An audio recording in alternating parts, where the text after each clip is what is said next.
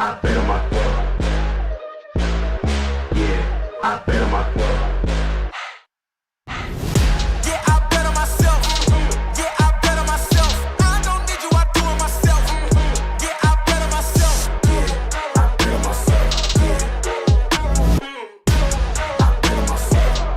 Yeah, I bet on myself. Okay, dream so big that they think I'm crazy. Let out the beast, no, they can't tame me. Don't play with me, better mind your business. I cannot stop now, I ain't finished. I'ma keep on going till I got that. Okay, the way that I'ma do it, they can't top that. No way. Critics trying to hate, but I don't talk back, I know that. I know the kid with the bull, tell him all that. I'm the one that I'ma gamble on, I ramble on. I'm about to get my ramble on. And I'm the one they really couldn't get a handle on. Then when they see they missed the boy, they get a tantrum on. Smacky to likey, hitty the subby is the way I'm starting today's show because the Yankees suck ass. But we don't.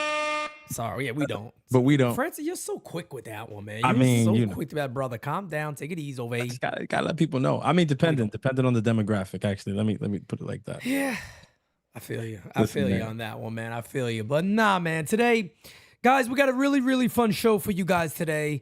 We're gonna be grading the Yankees first half. We're gonna go really player by player. Me and Francis will tell you, we have not even discussed Nah. any grades ourselves. We're literally, I just told him, I said, look, it's an easy show today. Let's do our grades and just chill, and that's it. And Live? a lot of people like your shirt already, by the way. I'm a little jealous. Oh man, I appreciate that.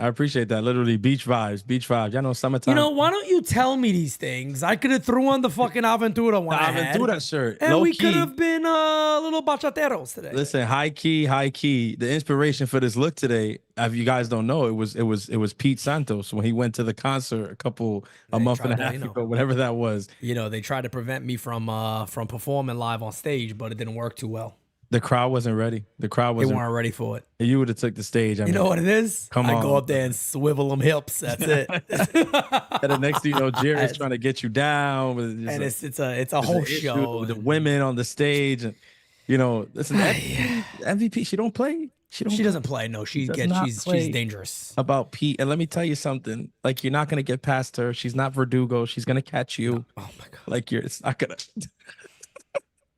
I'm sorry, brother. I mean, And when the play is in front of her, she can make it. She's gonna Unlike make the Anthony Volpe, okay? gotta make the play. I can't wait to grade that Game little will son be of a over bitch. for you. So I can't don't wait to play with grade that little son of a bitch. I got a grade for him, I tell you what.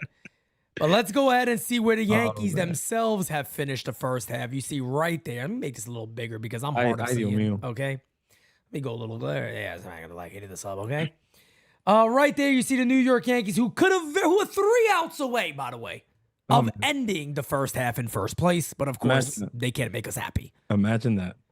Imagine that. They are 1 game behind the Baltimore Orioles. The Yankees are 4-6 over the last 10, but according to manager Aaron Boone, they have turned a corner. He used both of his lines today, by the way, in the same Yeah, he sentence. did. Turned a corner and right in front of us. It's unbelievable. It really is, but that's Aaron Boone for you. So we'll eventually get to an overall grade for the Yankees first half. We can do that. Yeah. But guys, in the chat, I want, ladies and gentlemen, I should say, in the chat, I want all of you to play along with us today. Do me a favor, smacky the likey, hitting the subby. We got already 130 plus in here. We just started the show, so I'll give more people time to join. But I want you guys to play along with me and Francis. We're gonna pull somebody up. I'm gonna review their numbers, and we're gonna give you a letter grade. Of course, A+ being the best, F being the worst. And we'll do that. But first and foremost, before we do that, Uncle Dom, what's going on? Kev Boogie, Anthony Medina, Michelino, Zilla, Tina, Everyday Scotty Wright, David Douglas, Kicking with Roy, my brother, Anthony Medina. I might have doubled up on you, but that's okay. Mike Bragg, Descato, Chef Nick, Adam DeSocio. What is going on, everybody? No voicemails today, folks, just because we know this is going to take up the full hour. So let's, France, let me ask you, because we didn't kind of plan this, and we kind of do things on the fly. Off the cuff. You want to? I'm going to leave it up to you. You tell me. You want to start pitching? You want to start offense? What do you want to do? Let me see. Which one is gonna upset me less? Let's start with the pitcher. Let's start. With the pitcher. That's kind of where I was going too. Right? Yeah, I don't want to just jump out the window right off the beginning. Yeah, some of these settle Some of these down offense first. performances, no doubt about it, are going to piss us off. So Oh, yeah, man. I agree with you on that one. First name up. Here he is, the ace, Garrett Cole. Now, might be one of the guys where we could say is kind of not really fair. He got 5 starts, 2-1, 5.40 ERA, 23 and 1/3 innings, 26 strikeouts. I'm gonna give myself an exception here. And here's the exception I'm gonna give myself here. Okay. I believe he Exceptions? deserves it incomplete. Agreed. Is that fair? That's fair. Chat, what do you guys think? I'm going incomplete for Garrett Cole. I don't think it's fair to give the guy a grade right now. No, it's too. I mean, incomplete is the best way to go because it's a very, very small sample size. I think. And if you want to judge, if you want to just grade the sample size, Yeah. I'm cool with grading the sample size. I mean, if anybody's looking for me to say something negative about what Garrett Cole's done coming back from injury thus far, you're not going to get it from me. I think. Me too. Yeah, Me too. I think he's right where I need him to be. I Yeah. think he has been encouraging in every start. It's kind of building to something. Yeah. Yeah, obviously I don't love that, he's in the middle of building and we're going right into the All-Star break, but yeah, I think he'll be fine. I think he looks like he's going to be the Garrett Cole that we need him to be in October. As of right Definitely. now, I feel confident in saying that. Fair. But to give him a full letter grade right now, I just think would be unfair because, like Pete said, I think it's an incomplete body of work. Yep. And the chat does agree. They say they Good. agree with it incomplete on him. So let's move on to Nestor Cortes. Oof. He can definitely get a grade. His numbers on the year, 20 games started. He has a 3.67 ERA, 115 and 1/3 innings pitched, 110 strikeouts for Nestor Cortes. I am going to go ahead and I will be happy to start on this one. I give Nestor a B-. Okay. That might be high. I see a lot of C pluses. And let's do this. Let's give our grade first, and then whoever started first can go ahead and break down the reason why. Okay. So I you say to give me the B-. grade, and then Give you'll us the give down your grade. breakdown. Yep. Okay. So Pete is a lot higher than I thought he was going to be here. I'm just going to preface by saying that I thought I was going to be the high one, but we're in lockstep. I'm at B- for Nestor Cortes. Oh, wow. I'd love to hear why you're going there. Well, I'm looking at his overall body of work, and I think that's the only fair thing to do here. Now, Nestor on the road, a lot of people call him Road Nestor. Salute to NYYST and Christian, who's been calling them Road Nestor for a while. Now everybody's Christian. You know what? No, let me say something to Christian real quick. I know you might be out there listening. Christian, I don't think he's a big fan of Nestor. I think it was utilized as a joke, and then it really became true. Yeah. Christian's called Nestor some names. And Mario, cut your shit because you don't like him either. I'm going to call you out, you son of a bitch. You. Anyway. Everybody's taking shots today. Everybody's taking strays from me today. Nobody's safe. Nobody's safe from me today, okay? Nobody. But I'm looking at the overall body of work. A 3.67 ERA from a guy who some of us didn't even think deserved to be in the rotation Exactly. to begin the year. Exactly. Is why I am giving him a B-. His overall body of work has been pretty damn solid. If we were to start the year and go, hey, at the All-Star break, Nestor Cortes is a 3.67 ERA, everybody would be like, there ain't no friggin' way. I don't believe that. Yeah. That's what he gets the grade I gave him. Exactly. Yeah, I don't want to go too long because I feel like I'd just be repeating what you just said. I don't think there's any better way to put it. I think that's it right there. The 3.67 ERA, if you told us that we going into the All-Star break, that's where he would be. I don't know who says they wouldn't sign up for that. Right. Me personally, the only thing I will add is that I am grading him on the curve of what I expected from him, which is why you might think a B- is high for somebody like Nestor, but for what I am expecting of Nestor Cortes Jr., that he's almost like right where he's supposed to be.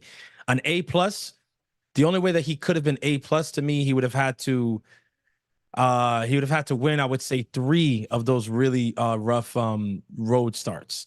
And that would have probably got him to an A+ for me if he would have found a way to solve some of those nasty trips on the road. It would have been an A+, and his ERA still would have been over 3, and people might have been like, what are you talking about, Francis? But it's judging off of what I'm expecting from him. So I'm Exactly. B-. Yeah. No doubt about it. And this one here, I'll have you start, but this feels like a pretty damn easy one. Luishill. He has been amazing. Listen. Louis is 10-5 Beautiful. with a 3.17 ERA, 19 games started, 102 innings pitched, 118 Ks. His whip is sitting at 1.08. Francis, go right ahead. Luishill for Francis Lee is an A. It's an A, and I'll leave the explanation for later. He's an A. All right, that's right. You get the explanation first, but I'll give mine. I go A. I go flat A. Go ahead. Look at that. Look at us. This is nice. This is nice. Guys, for me, Luishill is an A. And it's very similar to Nestor in that this is another guy that in the offseason of last year, you would have talked to me in December or January. I didn't know whether or not this guy was going to be in the rotation. Okay. The Gar Cole injury hit us. He was pitching well in spring and he earned the spot. Right. So he starts getting this grade from the moment that he earned the spot because he had to earn his spot in this rotation. The New York Yankees, they weren't just going to give it to him. He's coming off an injury. He started ridiculously hot. Like out of the gate, he was lights out, like ridiculous. I mean, we had some of the most fun we've had watching a pitcher not named Gar Cole in a very long time, watching Luishill at the beginning of this season. No doubt about it. Yes, he did hit a road. He did hit a road bump, and he started to look very fatigued. He started to, not finish his pitches. His delivery looked a little bit labored. He did look tired, and we started to worry, like, oh, like this is it. Is this it? Like, is the weight of a full season, coming off injury, is that getting to him? And he immediately answered back with his last two starts going into the break being what they were, including his start yesterday against the Baltimore Orioles, where he was phenomenal. Look, the one run, the strikeouts, the length, 6 innings. This is what we need. We are in dire need of a pitcher to do what Luishill has been able to do. So for me, he is an A.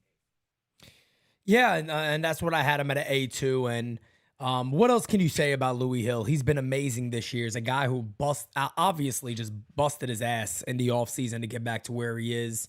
His changeup is filthy. He's finally showing a bit of the slider has come back into the fold. He kind of went away with it from a little bit. Now the slider's back in the fold. We know what the heater is already. And Louis been amazing. And I did this today and I'll do it again now. I know it's too late and we're going to get to Clay Holmes.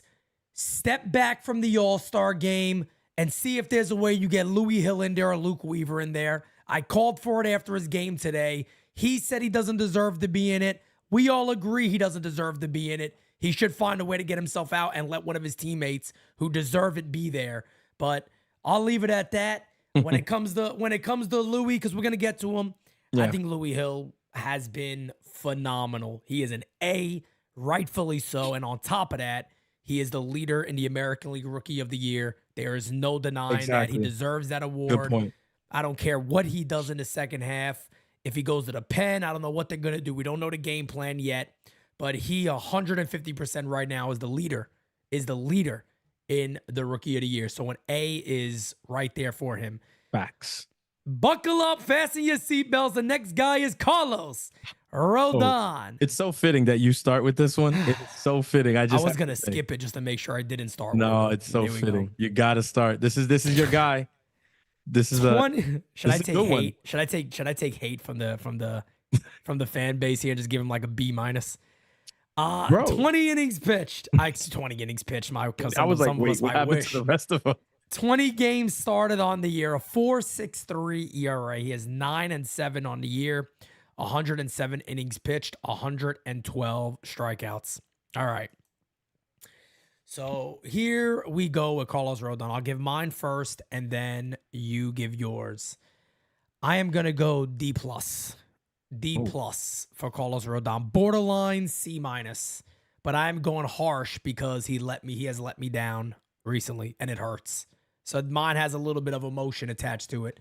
But Francis, what is yours? That's fair. I get the emotional attachment there. That is your guy. You championed him when no one else would. Hey, you don't have it. You don't have that emotional and attachment. he You go knows. ahead and Now, me, Carlos Rodon is a C for me.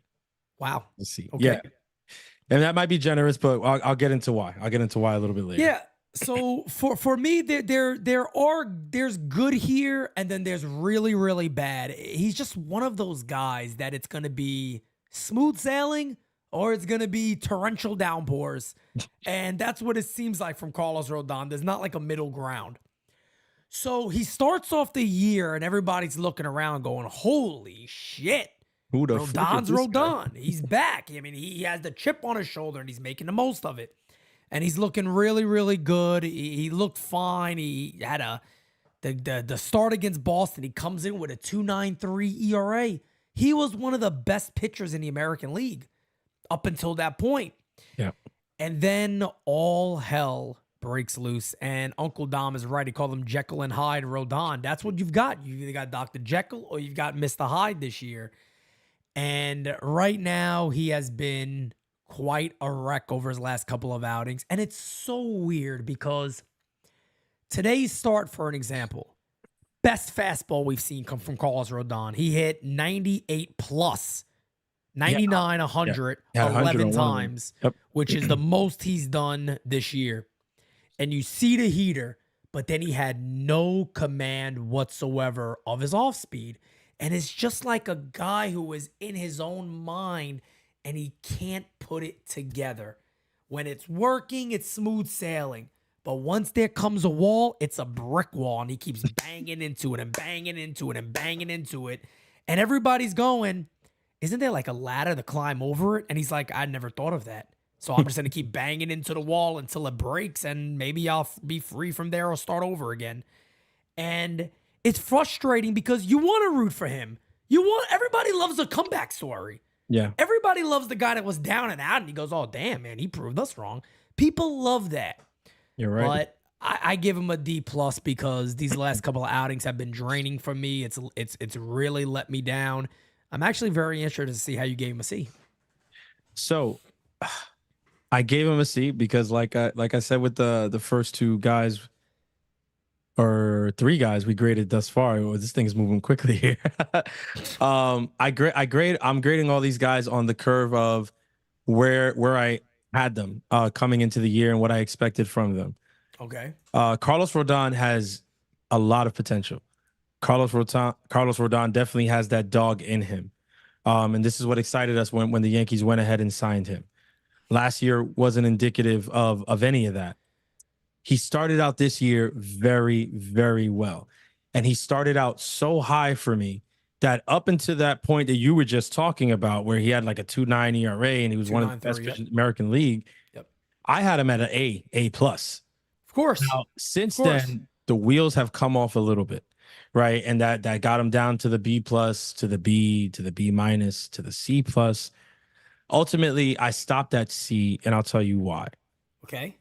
The last couple of starts have not been the prettiest, Right. by any stretch of the imagination. But in each of those starts, I want to say in each of the last three, there have been moments, spurts, where he still looks like a pitcher that I never saw last year. Yeah. Like not even close to a guy I saw last year. Granted, he starts a lot of those games, these last couple starts, looking exactly like the guy from last year. Giving up home runs, looking tired, looking drained, two-pitch pitcher, like he forgot to throw with all the other things, and just looks like he lets go of the ball and has no idea where it's going.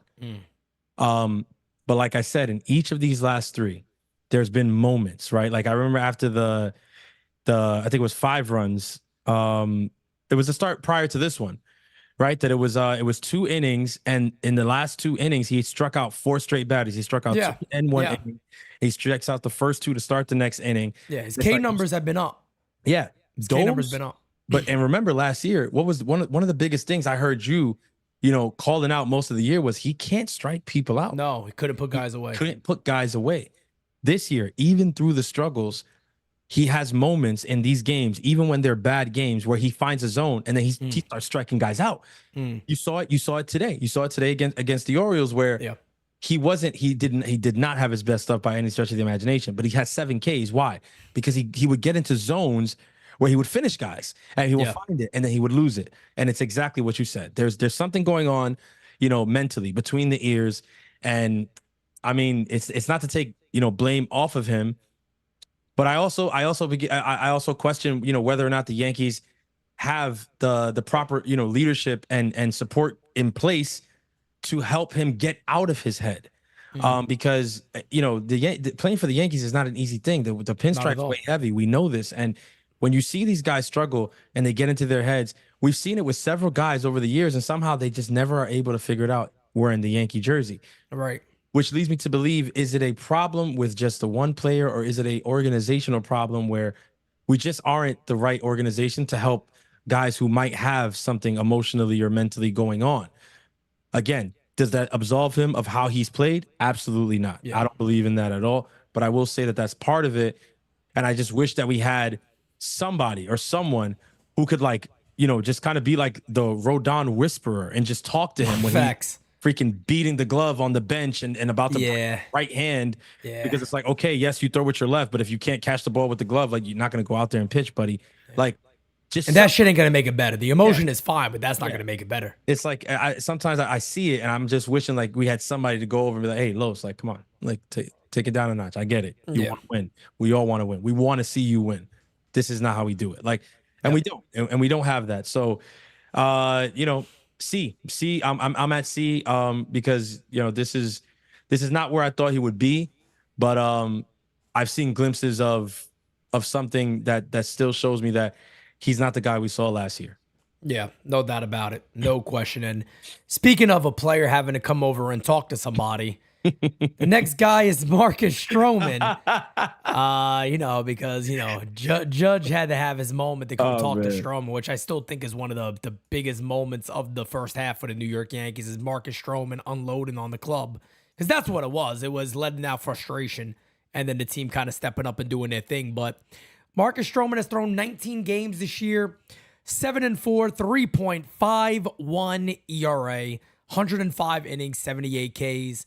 Marcus Strowman has, in my opinion, he's been better than what I've expected in so many different ways. I would give Marcus Strowman a flat B is what I'm giving him. I could even potentially be talked into a B plus for Marcus Strowman, but I will sit at a comfortable B for Marcus Strowman is where I'm at. Okay. Well, I'm going B plus, and I'm gonna try to talk you into it. Nah, listen, I go first, right, for Marcus.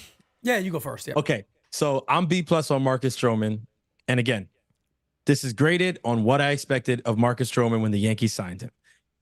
Back when the Yankees signed him, it was a time where there were still people holding out hope for Yamamoto. I was one of those people. Yep. A lot of us were. And we said this can't be the only move. There has to be another move. And then obviously, things happened and he was the move for the rotation, essentially. Coming into the season, Cole goes down. Heel gets added to the rotation. And we don't really know what we're going to get. The veteran guys, though, coming into this season were Carlos Rodon, Clark Schmidt, and Marcus Strowman. The only guy with any long-term tenure here would be Schmidt coming up through the system and stuff like that. And he was one of the young guys. So yeah, you're talking about really Rodon, who's, coming off of last season, and then Strowman, who just got here. What Strowman proceeded to do as a first-time Yankee was nothing short of amazing, in my opinion. Okay. Marcus Strowman has showed up in every big start. And every big start that Marcus Strowman has had, and you guys can check my work if you don't believe me, but go back through his starts, right, and look at some of the matchups, look at the teams, and think back and say, yeah, this is probably one that we looked at oh, this is going to be big. This is going to be big. He has showed up almost every single time. Almost every single time. Opening day, he was lights out. Yep. There was another start in Toronto. We needed to win. Lights out. Had a great start against Baltimore. Had a good. He is a guy who is brought in not to have the 201, 220 ERA. That's not what we brought him here for. Correct. He's the guy who we brought here to eat innings and to be available on every fifth day, to take the ball and to give us a chance to win. And in my opinion, Marcus Strowman has done that with flying colors, even through adversity. Like that start, we were Correct. joking about it, coming into the Strowman talk where he lost his cool. He said, just throw the fucking ball to Gleyber Torres or whatever. But you know what I loved about that? He said, I loved it. he I said loved what every all of second us of it. have been thinking forever. Now, Yep. was that the venue for it on the field or whatever? You can make your argument that no, that's not the venue for it, and you don't want to see that. You don't want to see guys go after guys. Okay, cool, fine. But I love his fire, and I love the way that he goes about it. In contrast to what we just spoke about with Rodon, I think Marcus Strowman is just as passionate as Rodon. I think Marcus Strowman has just as much dog in him as Rodon, but he somehow finds a way to keep it all together. And it's like I feel when I watch him pitch, I feel like I see all of it happening in real time. Like I see him going through the emotions and everything, but he holds it together. Most of the time he holds it together, except for that one day that it came out and everybody wanted to vilify him on the timeline. And, oh, look at him. That's what we told you guys. He was going to eventually do this and you guys were going to turn on him. Well, guess what? He eventually did do it and we didn't turn on him. As a matter of fact, a lot of the fan base fell more in love with Marcus Strowman that day. So for me, he is a B+. The only way that would have got him to like A- and A, it would have been like if he would have kept the ERA, back down in those really low threes and like high twos that he had it early on. But, he's gotten touched up here and there, and that's going to happen with Stro. That's perfectly fine. I love what he does for the team, and I'm not going to lie to you, Pete. Some of the grade is bolstered by the amount of swag that he has brought to the New York Yankees. I'm sorry. No, I feel you. Sorry, bro, but I have to give him credit. I have to give him credit for that because we were a swagless bunch for a very long time. No doubt about it. And he is a big part of bringing, swag to the Bronx. That's been, literally, bro, we've been dying for it.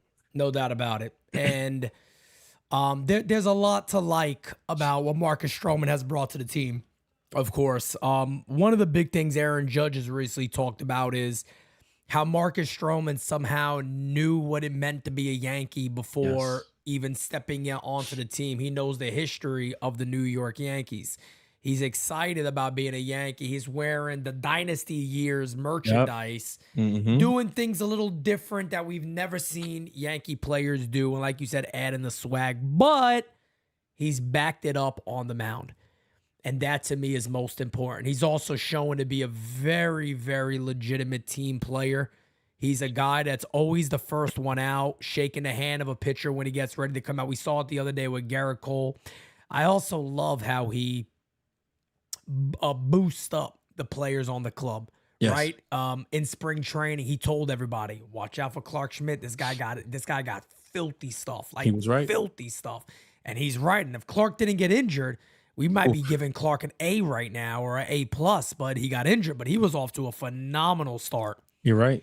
And, Marcus Strowman has backed it up, but he called Gar Cole the best pitcher in the world. The young GOAT is Soto. Judges is the Cap, MVP. He has that love for his teammates that you can certainly see. And look, I'll talk about that incident real quick. My opinion hasn't changed. I kept it 100 the whole time. That was pent up frustration because, again, and I don't want to make this a blame game. This is because there's nobody else in the clubhouse that set that shit right. And it boiled over and it became a little bit of a mess, but it also became a rallying cry, and it worked for that moment. It worked for the moment in time because it shook them up.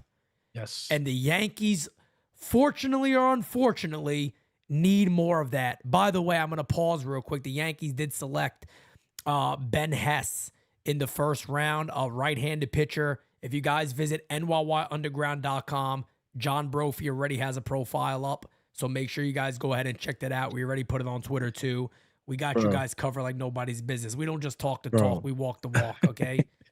Who's fucking with us? I'm sorry, bro. Come on. Wait. Let me. You ever see that shit? What's that GIF or whatever the hell they call it of Cat Williams when he's sipping it? But he's just sipping the tea? Yeah, that's I'm me right sorry, now. man. Listen. Oh, man. In real time. Shouts out to John Goatfee doing goat things. John Dopefee. John Dopefee. That's it. That's the new name. John Dopefee. Dopefee, man. John is, by the way, man. I gotta shout out John Brophy. I really do, because I was talking to Los about this the other day. Mm. Let me tell you guys something. And I don't even Brophy's locked in with the draft. He loves this stuff. I was like, good, I'm happy you love it, because I don't Right? give a poot. It's I don't hard give to a get poot into it. about It's it. hard, man. But I gotta share something with you guys about John Brophy. John Brophy, I'm gonna put it very blank. He is the fucking man. It really is. If you meet John, I'm telling you guys, this dude knows his shit. John Brophy is a hard ass worker. This dude is in Tampa, getting work in, fainting from the heat. In 100 And plus John's degree like, weather. I'll get to the hospital. I'll go to the hospital, get check up later. I'm here. He has some medical situation going on. Yeah. But John is a dedicated, hard fucking worker, man. And let me Facts. tell you something. That dude loves what he does. So major shout out to NYU's John Brophy. That is a hell of a friggin' dude and doing an amazing job here at the U. So much Yes, sir. appreciated. Yeah, Much big time. appreciated. And I just want to double down on that shout out. Every time, I mean, now the Yankees going to the Trop is something I actually look forward to. And I could Oh, never very say much. that. I could never say that before. With Brophy being there, right? Yeah, he but now drives that me nuts. now that Brophy's there, every time the Yankees are at the Trop, Yeah. I'm so excited. I'm like, oh, we're going to the Trop this weekend. Let's go. Like, Yeah. I hate the Trop. I call it the cesspool. You guys know. I call it the dump. He calls it the dump. I call it the cesspool. Yeah, and we've been doing this for a while now. So you guys know how we feel about it. But shouts out to John Brophy. He's actually changed the way I feel about the Yankees taking road trips down there, because he gets some of the absolute best content. And I'll say this also again, because I've been saying a lot lately. If you are not subscribed, if you are not a member of the Discord, you are missing out. John Brophy the He's other very day was active. literally offering Discord members wallpapers, unique wallpapers of their That he favorite makes. guys, Yeah, right? yeah. Custom. I mean, these are pictures that nobody has. His Correct. actual pictures that he takes, which are phenomenal, by the way. And he was going in to make these wallpapers for you. So imagine Yeah. your favorite players, Juan Soto, and you have a custom wallpaper of Soto that nobody on God's green earth besides you and NYYU members have access Yep. to. Come Yeah, on. no doubt. Great on. point. And on top of that, too, he's one of the most active people that we have on the team On the Discord. Yeah. in Discord. And he Yes. is putting knowledge in that Discord server. Again, guys, so if you're a member, even if you've been gifted a membership, you can come on over to that Discord server and get all that. right. But let's go ahead and move into We the graded bullpen. Brophy. Great. Brophy got an A+. He got an Brophy A+, by the way. He got an A+. But let's get into the bullpen. I'm not going to touch on everybody, like the guys like Cousins that haven't pitched much. Yeah. I guess we got to do Caleb Ferguson. I really don't want to, because I don't want to see him. But We do. I think we can make the bullpen pretty quick, to be fair. First guy up is Luke Weaver. Dream and I'm Weaver. going to make this very, very easy. Luke Weaver is 4-1, 36 appearances, 2.47 ERA, 54 innings, 58 strikeouts. I'm going to make this very simple. He is obviously an A, and he is an all-star. The fact that Luke Weaver is not an all-star and the guy that closes for the Yankees is disgraceful. They should figure out a way to get Weaver over there, pull Holmes back, and go take some time off. Because, look, if Holmes is coming in for the American League in the game, I feel bad for him, because Fernando Tatis or somebody's going to smack a ball off him. You know that's going to happen. But I give him an A. Mine is very simple here. He gets an A. Yeah, I'm right there with you. Dreamweaver, you definitely deserve this A. I got to tell you, when you were re-signed in the offseason, we saw a lot of people on the TL, kind of let out groans like they didn't get the move. Yeah. I think immediately here at NYYU, we were like, this is a great depth signing. It is a great depth signing. He did a lot for the team last year in a short period of time. He showed versatility, and we saw the potential. This year, he has 1,000% taken the next step forward, and he has been arguably the most dependable reliever in that bullpen all year long. We've had other guys who have had spurts, right? Like, ups and downs and, hot streaks and stuff like that. But the most consistent guy has been Luke Weaver. Shouts out to you. You deserve this A, and you 1000% should be going to Texas. It's a travesty that you're not. Agreed. For some reason, I don't know why. I thought you said we had a few guys that had squirts. I was like, what the Oh, fuck? Squirts. I'm so exhausted and beat up. The Minetti After Dark. Simonetti after dog. But you want me to back? I'm gonna. Okay. I'm gonna let me give you my opinion on Luke Weaver. Here it is. This was a tweet from Oh, look mine at the this. day he was signed. Look Keeping it 100, Luke Weaver at $2 million. You can't pass up on. That's a smart deal by the Yankees. It's not sexy, but it is smart. And bada bing, bada boom. That's all I gotta say. For the amount they signed Luke Weaver at, and what it was, it's an A. That's all I gotta say. He was phenomenal. bang. Yes, That's yes, there bang will for be you, an bro. all rise tomorrow. Yeah, that's bang. That's bang for your buck if I ever seen it, man. I'm telling you right now. Leave it at that. Next man up, we gotta give it to Michael Tonkin. Oh yeah. Michael Tonkin. I think he has like the best ERA for relievers since he became a Yankee. Just saying. 2.36 ERA, 33 games, 45 innings, 48 strikeouts. Michael Tonkin is an A. How do you go anywhere else on Michael Tonkin? You can't. You can't. Tonkin's definitely A plus. Matter of fact, A plus. If you want, yeah, if you want to go A plus, we can go A plus. I say A, and I'll tell you, it's very simple for me. Michael Tonkin was literally written off when the Yankees got to him. Yep. He DFA'd like multiple times. This is a guy who came here as a project. He had spent some time with the Mets. The Mets fans were laughing when the Yankees signed him. They were like, "What? Well, of course, the Yankees are going to sign him. They go, what the hell are they going to do with him?" His first appearance, I mean, Yeah. I mean that was probably the worst way possible to debut a guy, and we let Boone have it for that. We spoke disparagingly about the leadership when they did that. I feel like since that moment, Tonkin decided, all right, now when you actually put me in the situations that I'm supposed to be put in, I'm going to take every single bit of advantage of it. And that's what he's done. He's been amazing. No doubt. I love the guy. Shouts out to Lasagna. That's his boy. Yep. And he's been phenomenal. He's been way more than I expected when they picked him up. Yeah, it's not as a nobody. DFA. I never expected when Michael Never. Tonkin comes into games. I'm like, all right, cool. Michael Tonkin's coming. He's been good. He's coming to situations with a runner on first base late, gets a double play. He was hitting 95 mile an hour today on his sinker. Michael Tonkin has been everything that you'd want him to be and more. There's nothing else I can say about him. Besides he's been friggin' awesome. That's the first A plus I give out. It goes to Michael Tonkin. Facts. I could promise you this guy's not getting an A plus. Caleb Ferguson is a guy for the New York Yankees. That's how I talk about him. He's a guy for the New York Yankees. 1-3 on the year, 5.28 ERA, 36 appearances, 29 innings pitched, 36 strikeouts. I will give Caleb Ferguson a D minus, and I'm going to tell you why I give him a D minus. He was brought over to the New York Yankees to be a late inning arm and to basically be what Wandy Peralta was for the New York Yankees. I don't think anybody would disagree with that. Do you disagree with that, by the way? Am I wrong? Am I off? Nope. Okay. I think you're 1000% spot on. That's what Cashman thought he was getting.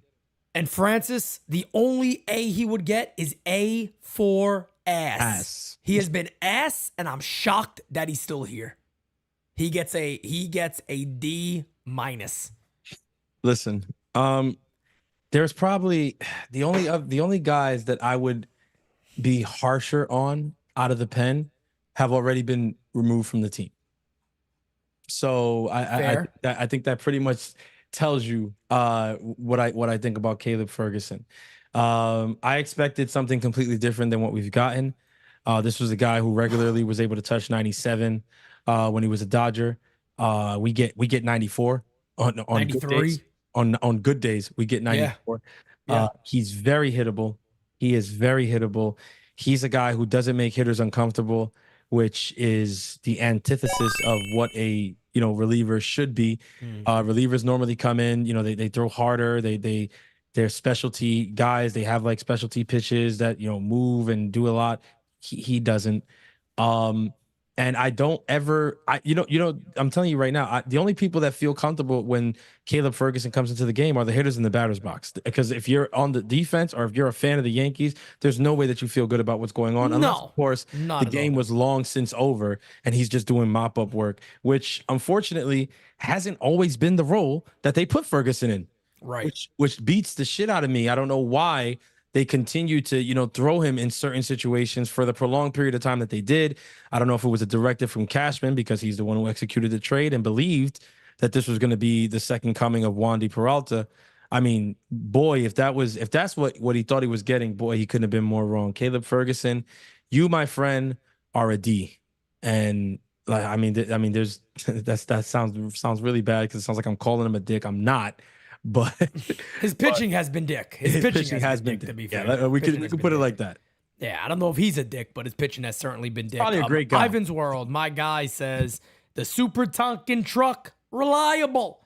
Yes, indeed. He has certainly been reliable. There's no doubt about that. Well, Francis, unfortunately, next. Can I get a drum roll? This is not a drum roll, but anyway. Mariano Rivera 2.0. There he is. Oh. Clay Holmes time. We're going to talk about Clay Holmes. He is 1-4, most blown saves in the American League with 6. 2.77 ERA on the year, 40 appearances, 21 saves, 39 innings, 41 strikeouts. Over his last 15, he's pitching to a 4.9 ERA. And I'm going to go ahead and say what I got to say about Clay because shockingly enough to many people, it's not going to be much different than what I was on the original nights at the round table before the season began. Clay Holmes should not be the Yankee closer. I don't believe he's a closer. He doesn't have swing and miss stuff. He doesn't have enough mental prowess about him to be a closer for the New York Yankees. I feel like once a little bit starts tipping, a lot of it starts tipping. For me, when I look at Clay Holmes this year, I give him a C.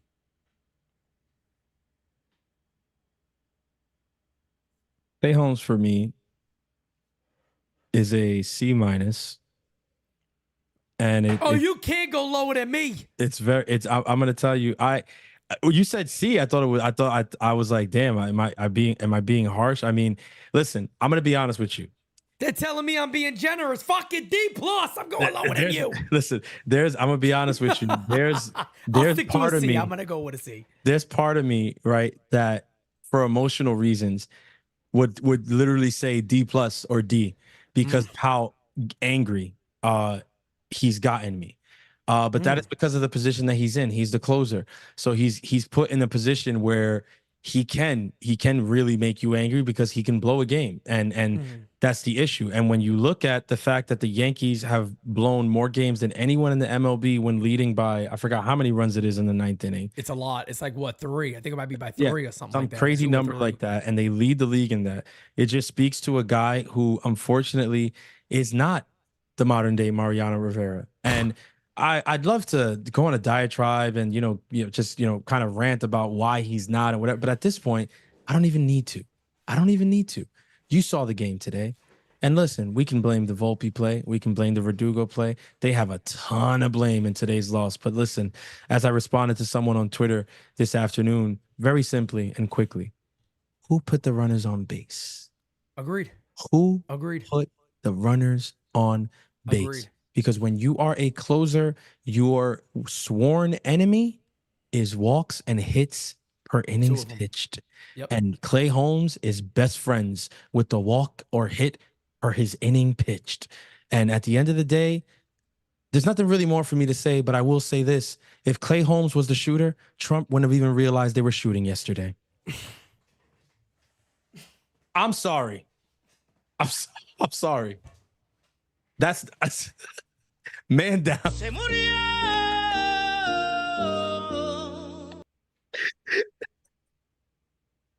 I don't even feel bad. I don't even feel bad. Normally I would feel bad after saying something like that. I don't feel bad. I'm sorry. I'm afraid to even look at the chat right now. Ay, ay, ay. I'm afraid. Unbelievable. Oh man. Just to clarify, so people don't take this in a wrong way, he means that nothing would have even been close at all. You wouldn't even had an idea what was He happening. wouldn't have even had an idea that somebody was trying to talk about. So just in case people are not understanding, Yeah. ain't nobody would have knew anything. Nope. Everybody would have been went about their business. Trump would have went his regular 3 hours, and everybody would have went home fine. That's exactly what he meant right there. So. Listen, man. But Clay Holmes is, I mean, look, he's a mess. He's an all-star, Pete. You know what, Francis? With he's an that being all-star. said, I'm going to fucking move off this guy because I'm honestly sick of seeing him, and I kind of feel bad that you gave him a lower grade than me, but what are you gonna do? It is what it is. I guess I'm done with him, bro. I'm so over him. Unbelievable. But let's go ahead and get into offense. All right, let's talk about offense. We got to start with catching. First guy I'm going to talk about is my guy, okay, right here, Austin Wells.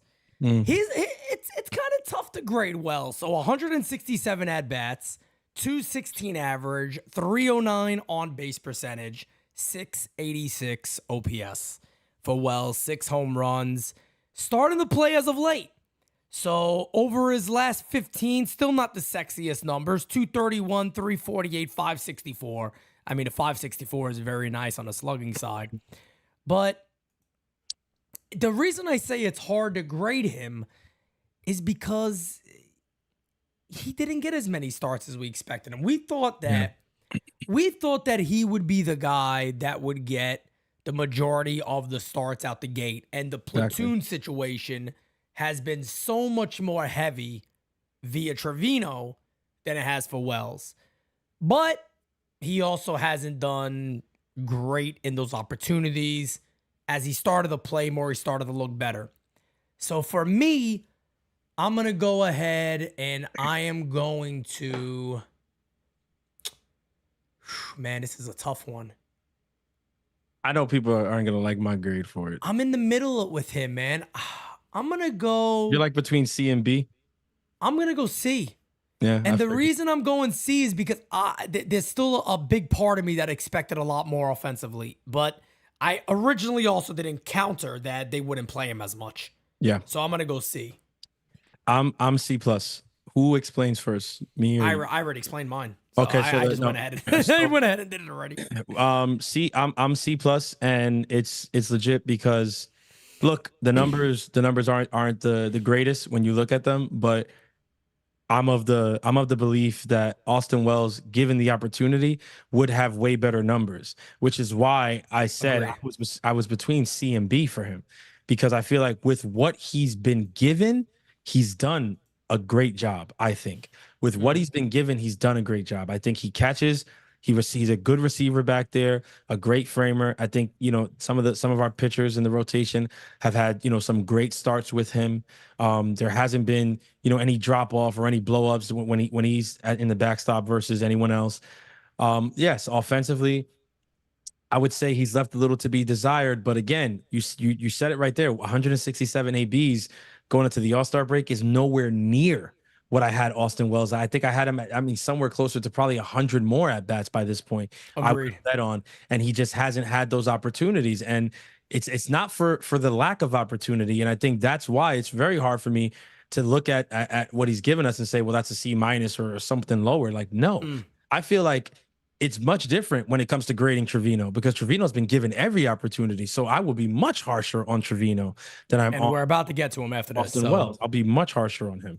Yeah. I'm at a C+. I think with the opportunity he's had, I love what I've seen defensively. I think he's also taken another step defensively, which is not getting spoken about with everything else going on. But people forget he's still a young player who's developing, in real time in front of us. And I feel like I'm seeing him, take those steps also defensively. So that also has contributed to the grade I gave him. No doubt about it. No doubt about it. Chris Silva says, NYU is always an A+. Francis, que lo Kentucky. Que lo Kentucky, dime, güey. You know, I speak Spanish now, so everybody be careful out there. Okay? Plátano Pete. Plátano Pete. Plátano I be Pete trying to over. tell you Hey. that. If You y'all know, I don't could believe be it out here walking around my house counting to 100 in Spanish. Like, what's good? Counting to 100, man. I'm like a preschooler, right? And I'm like a little Spanish kid in preschool. I'm like a learning little 1 to Spanish 100. preschooler. I'm like a little Spanish preschooler over. Hey. Listen, Who man. does that like me? Nobody, damn it. Nobody. Plátano Nobody. Pete Why is- Santos.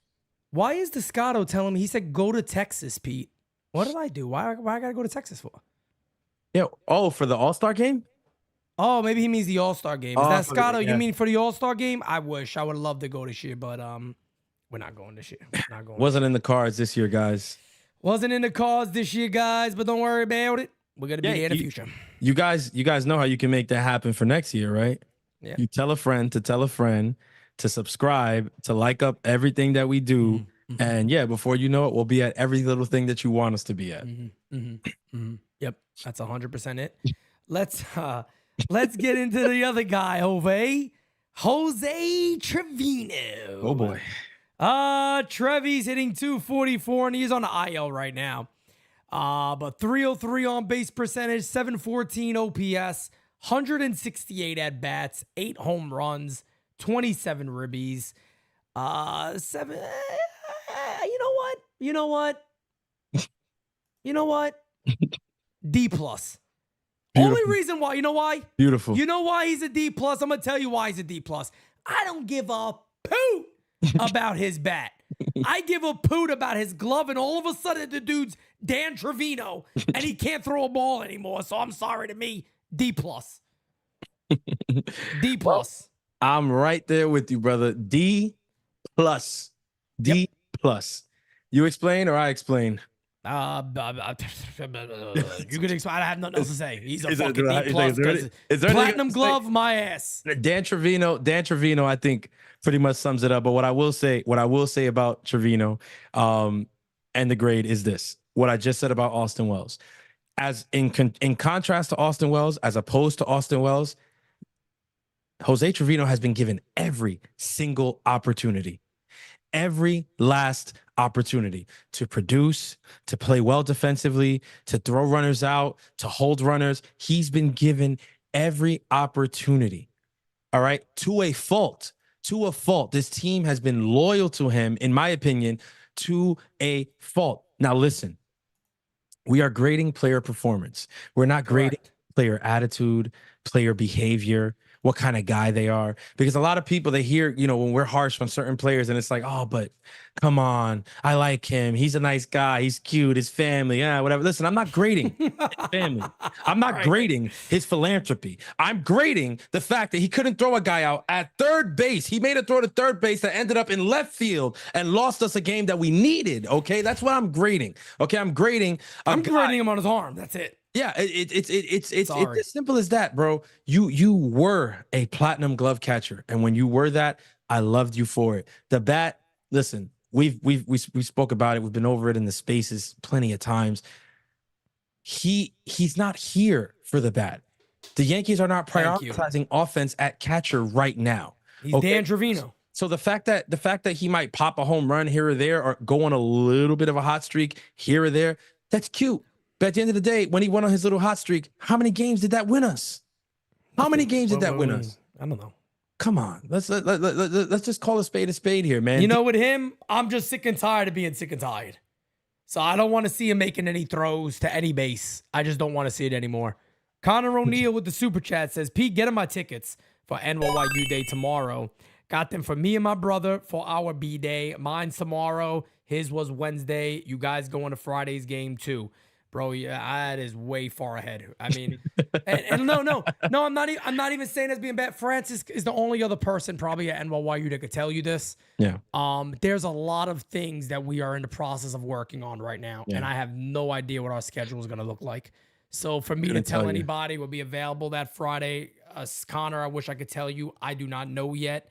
We're going to be busy. We got the 24-hour stream coming up, like I told you guys. In August, we got something really, really big lined up that we can't tell you guys about yet. And then September, of course, we have the event. But we're working on so many different things right now that it would be wrong of me to tell you I'll be at that game when I truly do not know. Yeah. Going into the next guy we'll talk about today is utility man Oswaldo Cabrera.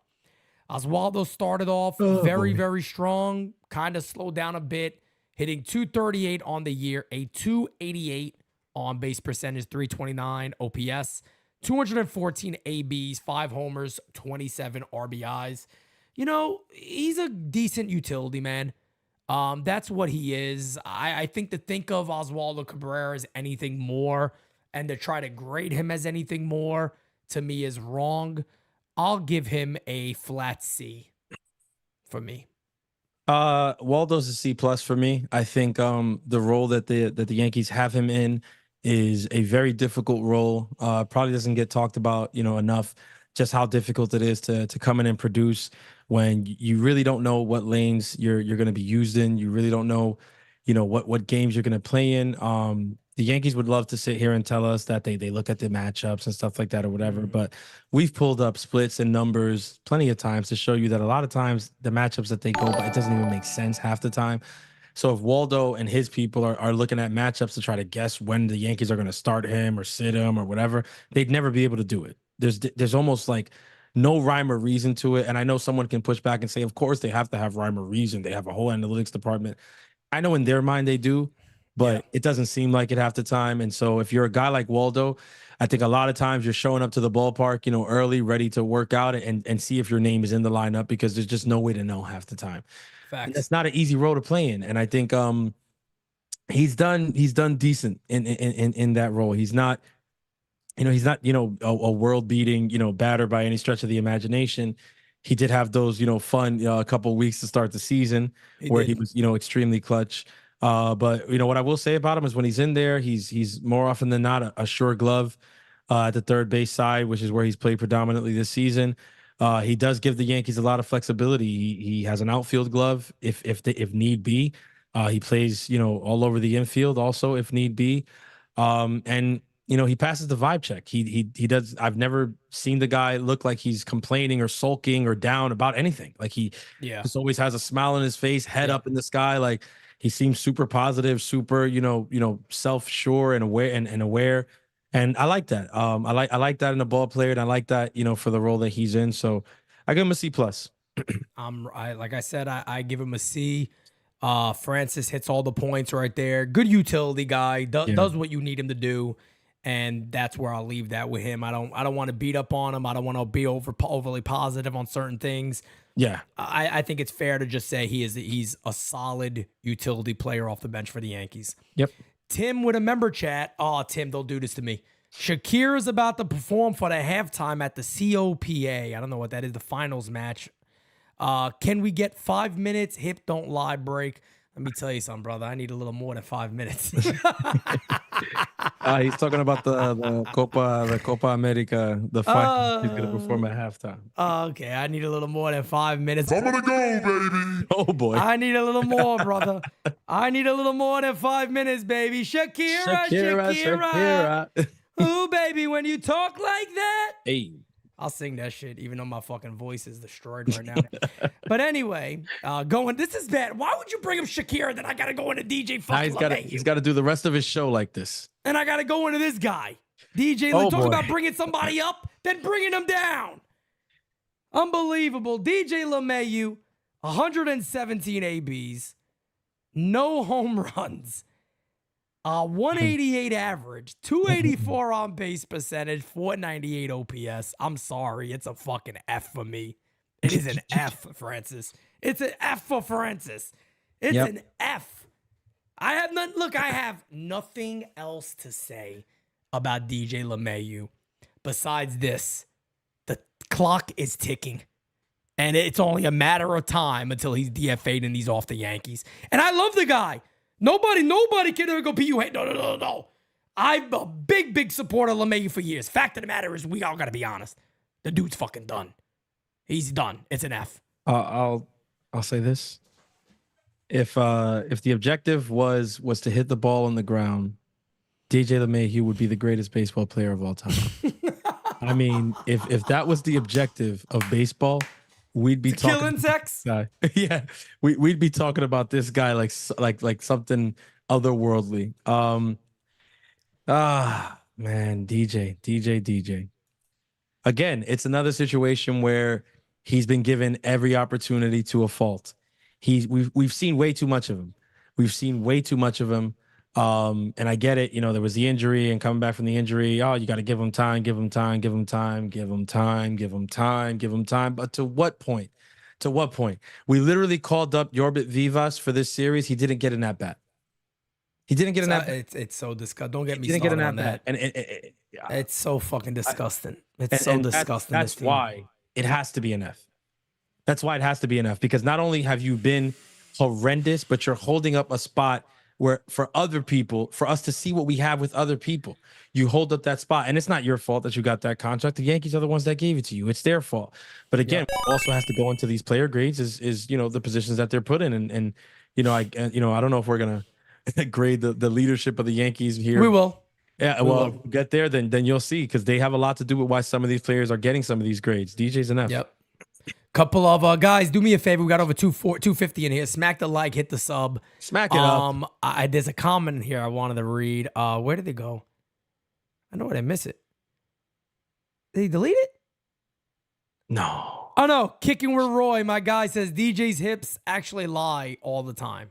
I agree 100%. They in fact do lie, no doubt about it.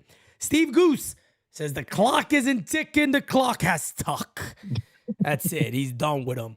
Well, this guy hasn't played a lot, but we're going to go ahead and talk about him anyway. Benny Rice. Oh, yeah. Oh, but Benny likes the yank. Benny in 79 ABs is hitting 228, a 315 on base percentage, 809 OPS. He got 6 home runs. Benny's also a pretty easy one for me. And the reason why it's easy for me to say Ben Rice is because I think Ben Rice has looked pretty solid at first base, one. And I think Ben Rice has probably either met people's expectations or have surpassed people's expectations. I don't think there's many people that see Ben Rice and go, nah, this guy, I thought he was much better than this. I don't think there's many people out there saying it. So for me, I am going to go B+ for Ben Rice because his name is Ben. So I'll give him a B+. Yeah, I'm right there with you. I could go A-. I think I'm going to be a little bit fair and go B and go B+. I think Ben Rice has been absolutely phenomenal. He's a rookie. He came in, you know, to a tough situation, you know, Rizzo going down and stuff like that, and not knowing, you know, where we were going to go at that position. You know, there were arguments to be made for other players even getting that call up. And he's the one who got the call, and I think rightfully so. I think he was the right choice. And, you know, I think if the bottom of the ninth went differently, we might have been sitting here saying that to this point in the season, Ben Rice had the most important hit of any Yankee this season with his 3-run home run in the top half of that inning, because that was absolutely positively box office baseball. That was amazing. That was clutch. I mean, I don't know what else to say about him. I think the moments haven't seemed too big for him. There's, you know, there's obviously room for growth. There's things that you can see him work on, but he's been up here for 2 minutes. So let's give him a shot to, like, you know, really work those things out up here before, you know, we get harsh on him. I think so far he's definitely exceeded my expectations, and I'm happy with B+. Hell yeah, no doubt about it. I'm right there with you. Nothing else for me to say about Ben Rice. I think he's been extremely solid. Anthony Rizzo, we got to talk about. Even though Rizzo has been on the IL for a bit. Oh, boy. He has 264 at-bats for the Yankees, 233 average. A guy with a very good eye has a 289 on base percentage, 630 OPS. Look, man, I am a fan of the minute the Yankees got Anthony Rizzo. I loved the idea of it. He feels like a Yankee in many ways. Good leader in the clubhouse. Does he piss me off at times when he's like kind of just laughing and giggling when the Yankees are down by 8 runs and they haven't won a game in a week? Yeah, it kind of bothers me. But, you know, he also has a great a great vibe among him with his peers and his teammates. And for me, though, based on what we've seen, I give him a flat D. I'm gonna go D. You know what? Matter of fact, I hate saying this. I'm gonna go D minus because his defense wasn't even there this year, man. And it's sad because I think if Rizzo heard that, he'd be like, "Come on, a fellow Italian, we could sit down and have a veal parmesan together and probably feel different about this." But as a ball player in general alone, not Anthony Rizzo, the guy, probably great guy, but we're not fucking here for that. We're not here to pat people on the back. We're here to talk about what he's done in the field. And for me, really, I got to give a D minus, man. I'm right there with you. D minus. Wow. Okay. It's tough, man. I was really excited when they traded for Rizzo. That was probably the most exciting move that they made that year. And I loved what he brought to the team in 2021. Since then, things have changed. He suffered the injury last year after getting off to his best start in pinstripes. And it seems a little bit even unfair because, the way that the injury was handled, in my opinion, has a lot to do with the version of Rizzo that we got this year. I think if the injury was handled a little bit differently and understood to be what it was right from the start, and he got the treatment that he needed right from the start and was handled the way that he should have been handled, maybe the recovery is different and maybe he looks a little more like himself coming into this year. That didn't happen. And now we have a player who can't hit the ball, doesn't seem to see the ball well, can't even field the ball well, and still has the antics of sitting in the dugout laughing when the team is down late in games. When you put all that together, again, there's a lot of it that you can say, oh, it's not his fault. It's not his fault. But in the end of the day, I'm judging his performance, and his performance has been D minus for me. And I'll be honest with you, this one I do feel bad about. I do kind of feel bad about it because I like him. I really do. I really like him. I like him. I know that he's a championship style player. He has that DNA. He has that pedigree, but he's just not that guy, pal. he's just not that guy anymore, man. And it's sad to say because you hate to see guys get to that stage in their career, especially when an injury is to blame. But you got to call a spade, and it is what it is. Yeah. I just feel like today, man, it's it's his body too, probably breaking down a little bit. Let's remember this is not a young player anymore. Baseball's a young man's game. Let's be honest. Once you start breaking those mid-30s and all that, it's young in life, but it's old in baseball.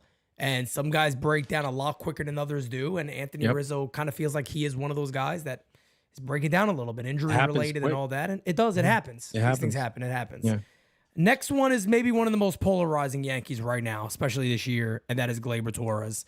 I mean, this one right here is really friggin' interesting. 334 at-bats for Gleyber this year, 8 home runs, 35 RBIs. He has a 231 average, 307 on-base percentage, and a 654 OPS.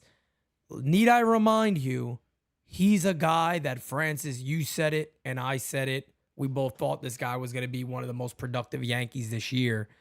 And he has absolutely let all of us down. Big time. Yeah. Big time.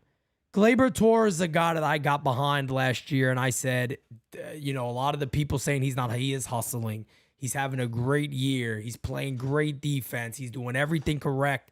I'm very excited to see what he does in his walk year with the Yankees. And let me tell you something, man. This guy has fell on his face. That's all I could say. He has fallen on his face. So for me, I was talking about trading him in the offseason.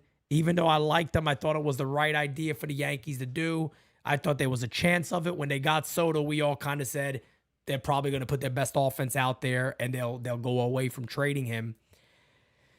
I got to give him a D, a flat D. I can't give him higher than that. I can't go C minus. I can't even go D plus. A flat D to me just feels right. Is he coming on as of late? A little bit. His last 15 games hitting 278. So that's more Gleyber Torres like. But for the first half, grading him on that alone, I got to give him a D. Yeah, I'm almost right there with you. I do have him at D plus. I will say, Okay. um, it's not really too much different from what you said. I had high expectations for Glaber. First nights of the round table this year, I predicted he'd have the best season of his career. I couldn't have been more wrong. Um, he has not had anywhere near that. He has not had anywhere near those Fugazi, those Fugazi ass projections that they came out with a couple years ago. Oh, my God. The 40-something homer guy? Remember What are the they, 44 fucking home run balls? seasons and all that? Oh, man. Balls is what it is. Oh man, the juice ball, the juice ball, the juice ball. I gotta tell you, man, he is one of those guys that if I was him, I mean, you got a legitimate gripe for what the juice ball did to Gleyber Torres, who it made him think he was as a player, as a hitter. Really, kind of messed with his identity because Yep. he wasn't that guy. And that's not who he was supposed to be. I think the guy who he is supposed to be is the guy that we saw last year. And that guy, gave me a lot of hope and promise because, when the team was struggling, he was one of very few beacons of hope. And so I thought that, with the additions of Verdugo and Juan Soto, I thought, now he's going to be able to kind of hide and lay in wait in the lineup and not be a target. He's going to be able to be one of those guys in the mid to bottom of the lineup that you're not even looking for. And he's going to be able to catch a lot of guys by surprise. Well, it looks like guys catch him by surprise every time he's in the batter's box. I mean, doesn't seem to get the leg down in time, looks overmatched, I would say 85% of the time. I think the only reason that there's a plus next to the D is because of the last 15, the last 2.5, 3 weeks, he has looked a little bit more reminiscent of the guy I saw last year. So it does kind of give me hope to a possible second half turnaround, but He's here. It's a very, very dim glimmer of hope. And there's also the possibility that he could be moved. Yeah, I think that's a real possibility. More than I thought a few weeks ago. Put it that way. The Glaber we got a one super hurt. chat. We got a super chat here from Connor O'Neill. He goes, I heard during the All-Star break, Boone is having a private Taylor Swift concert for the guys, serving cupcakes and snow cones in case it's hot. That should help them turn the corner. Under my umbrella, hey. I still can't fucking, when I hear that sound clip, I still can't believe it sometimes. And that's he was actually the proud of manager it. of the Yankees. And he was proud of that. Oh, he loved that shit. I just felt like it was kind of boy. bullying, frankly. We'll get to him any minute. But next on the list is Anthony Volpe. I'm going to say some things on this. That's going to bother some people. Things, okay? I'm going to say some things that's really going to bother some people here. But 404 at-bats for Anthony Volpe, 245 average, 300 on-base percentage, and again, he got a 666 OPS. His OPS last year was 666, the mark of the beast. I think the Yankees got to figure something out what's going on here. There is something spiritually happening. I'm just kidding anyway. But I will go ahead. That was the devil that allowed that to happen today. It said the mark of the beast. It was the mark of the beast, 666, back-to-back years. 666 is his OPS. I'm just saying. He's not saying his prayers. He's not saying his prayers. He's not eating his vitamins, drinking his milk, and saying his prayers. All right? Got to do a little better than that. But no, in all seriousness, I'm going to talk about Anthony Volpe, and I'm going to have some people probably come at me, but you guys know what I said about it. I said I think he's going to be the starter in the All-Star game. I was completely wrong on that. That rightfully goes to Gunnar Henderson. Yeah. I was completely wrong on that one. I said that I think that he had a chance from what we seen early with him hitting the ball to right field so well that he would be able to hit, your 280, 290. I'm going to tell you guys something right now. And a lot of you are going to say I'm crazy. You can make a strong case that offensively, he's worse than he was last season. I am going to make a strong argument here, and I could back my argument up. Anthony Volpe has over 400 at-bats this year. Francis, you remember, there was a point this year he was hitting almost 340, right? That's true. Okay, that's true. This only goes in his last 30 games. I don't have 150 at-bats. I don't have 160 at-bats. I don't have 200 at-bats in front of me. But I do have right now 128 at-bats in front of me. In 128 at-bats, and I think I saw somebody say over 150 at-bats, he's hitting about 193. But I got what I got in front of me, and I'll go with that. 128 at bats. Listen to these numbers. He has a 180 average, a 216 on base percentage, and a 250 slugging percentage. If somebody were to look up everybody else in baseball, I'm more than certain over that same time span, he might be one of the worst offensive players in baseball during that time span. And I do believe this is not an overreaction. He's a young player. He certainly has the tools to be a little bit better.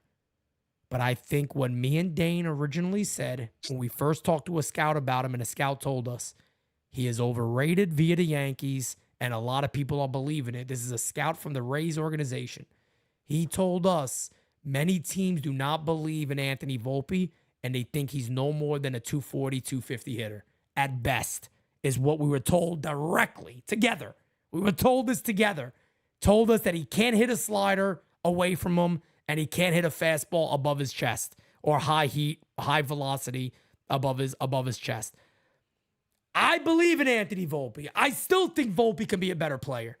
But I do believe we got to dial the expectations back of what a lot of people thought. And this is not the progression that we wanted to see. I mean, I think that is more than fair to say. No. Yeah, there's nothing that anybody can say to kind of refute. C minus for me, by the way. C minus is fair. I'm right there with you at C. This one's hard for me because at the beginning of the year, I mean, Anthony Volpe had me like believing in him in a way that I never had. Me too. I put out a video. It's got to be over 2 years at this point now, because I mean, this is before Volpe was called up. This is when the Yankees were in the middle of passing on all those shortstops. Mm-hmm. And it was speaking about the pressure that the Yankees as an organization were putting onto Anthony Volpe by passing on the caliber of shortstop that they were passing on, and telling the fan base that it's okay because we have Volpe. It's okay because we have Volpe. We're going to go trade for IKF and Josh Donaldson because Volpe is going to be our guy. And it was like, okay. I remember saying in the video, well, you're gonna get your wish. He's gonna be your guy, but is he going to be the guy? And the first season of it didn't really show me the guy. I'm sure, yeah, there were a lot of those like snake oil. There was a lot of snake oil salesmen out there trying to sell you on, that Gold Glove. That to me was debatable on the home runs and the stolen bases. Oh, he's a rookie, the 20 home run, 20. Okay, yeah, whatever, man. All right, look, at the end of the day, I'm not saying that stuff is not impressive, but the way that this kid was talked about, I mean, if you were to listen to some of the things being said about how he was rated by this organization, you would have thought that we had Gunnar Henderson coming up. Oh, 100%. That's clearly 100%. not the case. 100%. Spot on. He's not Gunnar Henderson. He's not Bobby Witt Jr. And yet the Yankees spoke about him as if he was going to be in that class, in that caliber of shortstop. Up to this point, he has not been able to hold those guys jockstrap. And at the end of the day, is that a knock on him fully? No. Like I said before, a lot of the grades have to do with the organization that these people play for and the way that they handle them. And unfortunately, Volpe was thrust into a situation as the starting shortstop for the New York Yankees. He was given the keys, given this job, and I've been underwhelmed. I mean, save the start of this season, right? Take that little part out, and I've been completely and utterly underwhelmed by this guy. I will say that the defense does seem better this year. I agree with. I think the defense is better this season than it was last year. I don't know if the Gold Glove motivated him or whatever, but it seems like this year he's playing like an actual Gold Glover, because last year I just didn't see it. I thought that I could name about a couple guys that probably got robbed, but I'm never gonna do that publicly when it comes to one of our players, especially after they win the award. He got it. It's his. It is what it is. I felt like it could have went to other players, and that was what it was. But this year, I think he's been phenomenal there. I mean, the play today was absolutely positively egregious. I don't know what the I don't want to curse. I already cursed a lot, but hey, yo, I don't know what was going through his head. I don't know what happened today. He makes that play. We sweep the Orioles. We go into the break, on a super high note. He booted it. I mean, it's what are you going to say? He did that all last year, and somehow he won a Gold Glove. So who's to say he doesn't win another one this year? But the offense, the offense just isn't there. And I keep sighing because you just know that the Yankees they're not moving. There's no way they're moving on from him. He's the guy, and he's gonna be the guy. So what are we gonna do? Like, And I'm currently right now just messing around with some stuff. I'm on Baseball Reference does a really cool thing where you can almost look you could do the thing on it where you could kind of go back a certain amount of games, and I'm really interested here to see if I can actually pull about his last 200 plus ABs. Okay. And I think I actually might be able to, probably going back towards the end of May until now. I really want to get it to 200 at-bats. Here we go. 184 at-bats. So I want to give everybody a little more expansion here. 201 batting average. Ugh. A 230 on base percentage. Oh boy. A 283 slugging, and a 513 OPS. This is scary. Guys, again, 191 plate appearances. That's what he's working with right now. Let me bump it up a little. I'm going to bump it up even more because he got a couple of hits there. I'm going to try to help him out here. You see how much 200 plate appearances, 208 average, 240 on base percentage, 287 slugging, 527 OPS. This is really, really bad. Yeah. And in that time span, 5 stolen bags, 2 caught stealings, 43 strike. I mean, that's just a lot that goes. You guys could do the research yourself. It's really fucking bad. And I don't want to leave this like it's a Anthony Volpe beatdown session. But all I'm simply saying is, for the people going, well, you know, Anthony Volpe has a 240 average now. He had a 209 last year.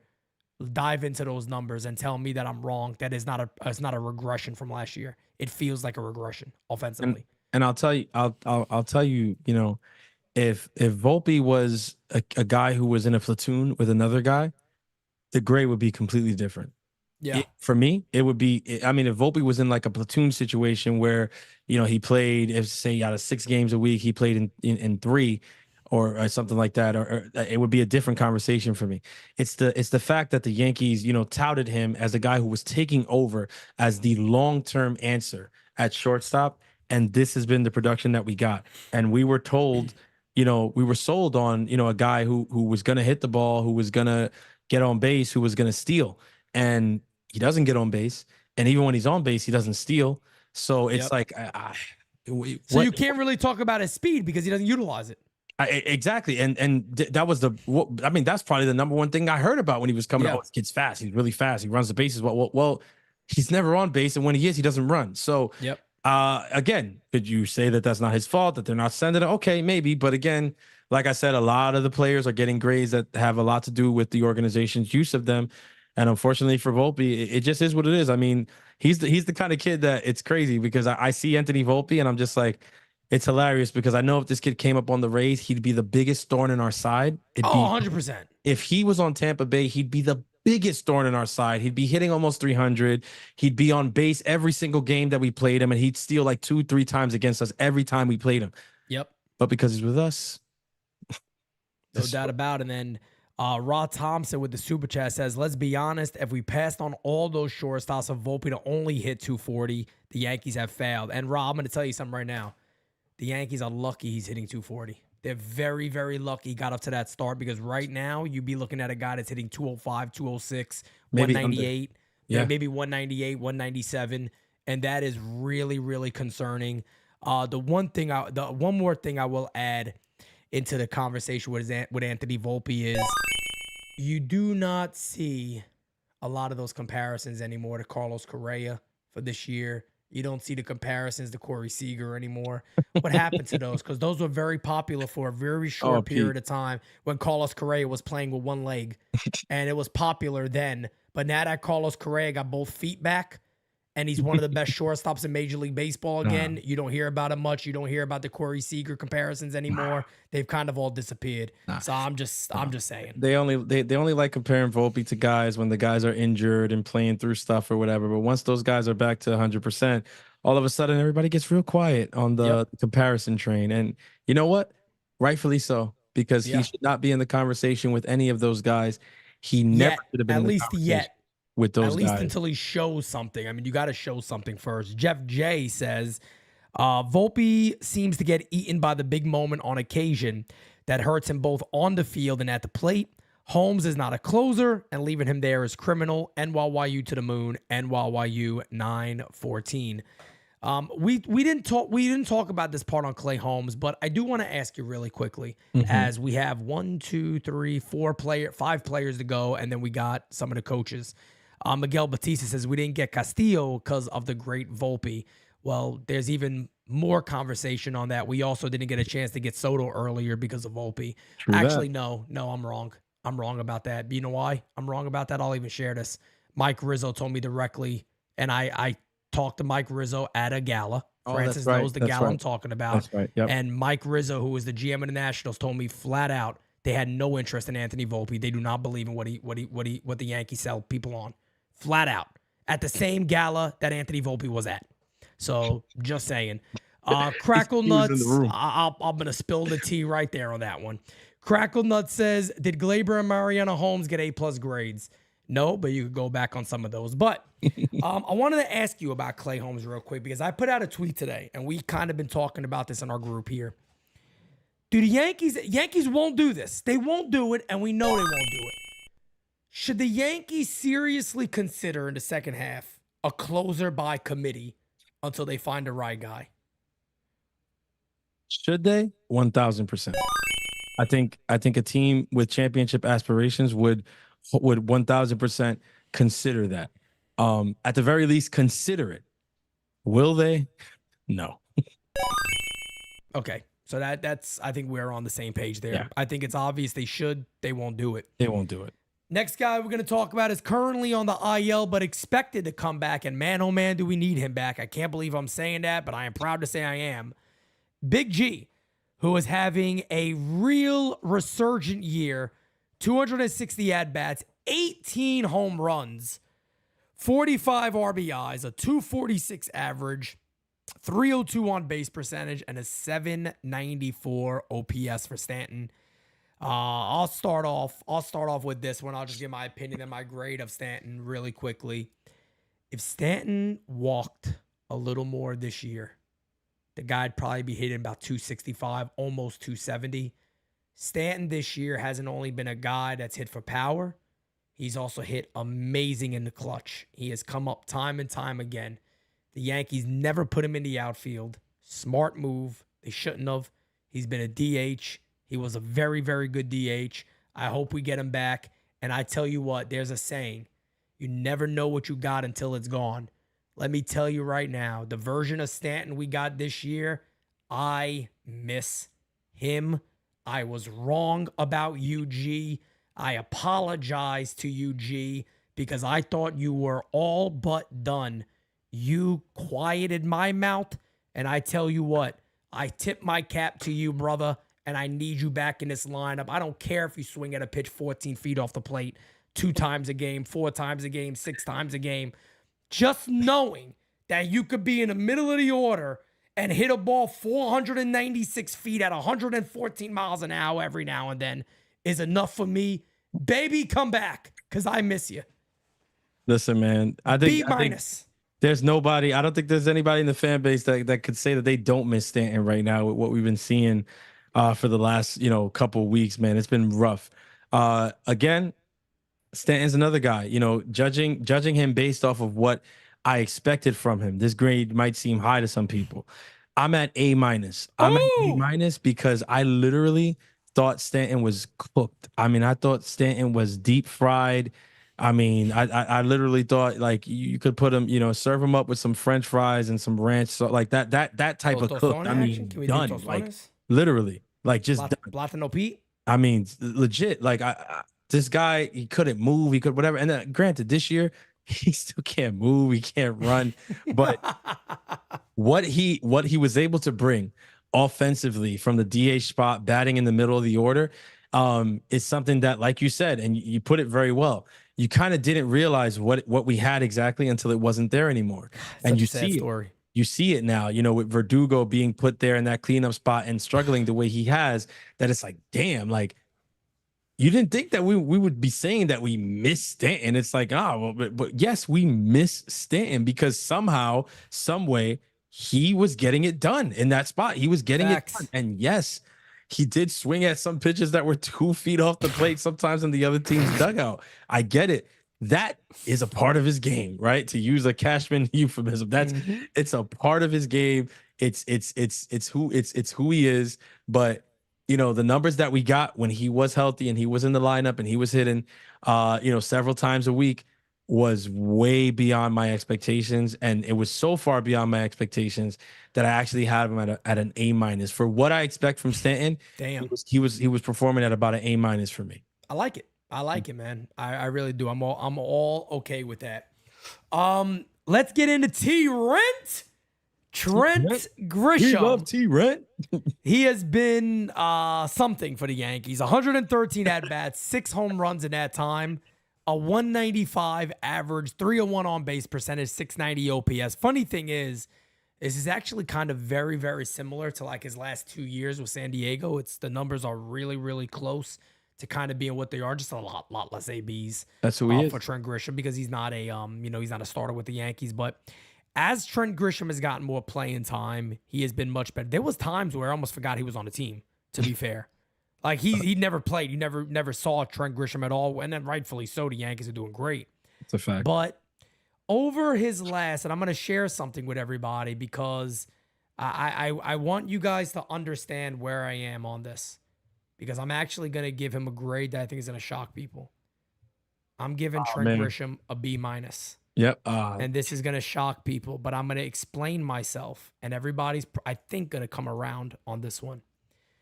Trent Grisham has 113 at-bats this year. Over his last 77, which is fair because he's played a lot more now with Stanton being hurt. Is that fair to say that he's been in the lineup a lot more now? Way more. Okay. He has a 260 average, a 337 on base percentage, and a 506 slugging. The reason why I'm looking at this is because from the time now, he only has 113 at-bats overall. I think that's what I said, right? 113 at-bats overall. Yeah. 77 at-bats is a pretty big-ass chunk of a season. Yeah. So if you take it into an account when this guy started to get regular ABs, Trent Grisham has actually been pretty damn good for the Yankees. Now, I know you look at the overall numbers and you go, wow, that's horrible. But he's a great fucking fielder. Yes, he got the one play this year that I think Kev, I wish Kev was here to make the drop when Mark DeRosa, he has the Mark DeRosa drop when he's like, you just don't add enough value. And it's a great drop. It's a great really drop. Is. And it's really true. Is. But let me tell you something. Offensively, Trent Grisham has added something to the team. And again, argue with the wall if you like. 113 at-bats is a lot of at-bats in the sense. But 77 ABs, 77 of those. His most recent 77. The guy got a 506 slugging and he's hitting 260. I give him a B-. I think he's been much better than people give him credit for. I'm right there with you. If you would probably ask me this 2 weeks ago, he would have been C+ for me. But like you said, recency bias, it could be. When Trent Grisham has been an almost everyday player, he's been a pretty good player for the New York Yankees. Color me shocked. I did not think that I would be sitting here saying that.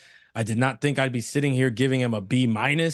At the beginning of the year, I was right there with Pete. No swing, Grisham. Every time, we barely saw him. And when we did, I was just like, why is this guy here again? Right. What the, I get we had to make the money work, I guess, for San Diego, but golly, this dude looks like lost. Yep. He's always been a plus defender out there. So yeah, even early on in the season when he made plays and he was out there, I was like, yeah, I mean, this is what he does. But I mean, the bat just, wasn't there. Again, a little bit of what I said with Waldo, though, you can kind of say the same for a guy like Grisham. When you don't know when it is that you're getting in the lineup, when it is that you're going to get that PT, it's hard, man. It's really tough to be the best version of yourself. And I get it. These guys are big leaguers, they're major leaguers, and they shouldn't need, extra motivation or extra prep and stuff like that. They shouldn't. But ask anybody. If you ever have a chance to talk to a player, it's a great question to ask, especially a guy who's done both. Like, which is harder, being the everyday guy or being the guy who, plays off the bench. And I think a lot of them will tell you it's way harder to be the bench guy. It's way harder to be a fourth outfielder. It's way harder because to produce, because you just don't know when it is that you're going to be called upon, when your number is going to be called, when you're going to be in there, when you're not going to be in there. Sometimes you're put in there and then you're pinch hit for. Like, all these things play with you mentally. And, Trent Grisham, that's pretty much, I think, what contributed to how he started. But like Pete just said, when you look at those numbers for when he's been an everyday guy, he's been a solid everyday guy, like a very solid option out there. And barring that one play on a day where pretty much the whole team looked like that one play, he's been phenomenal in the outfield.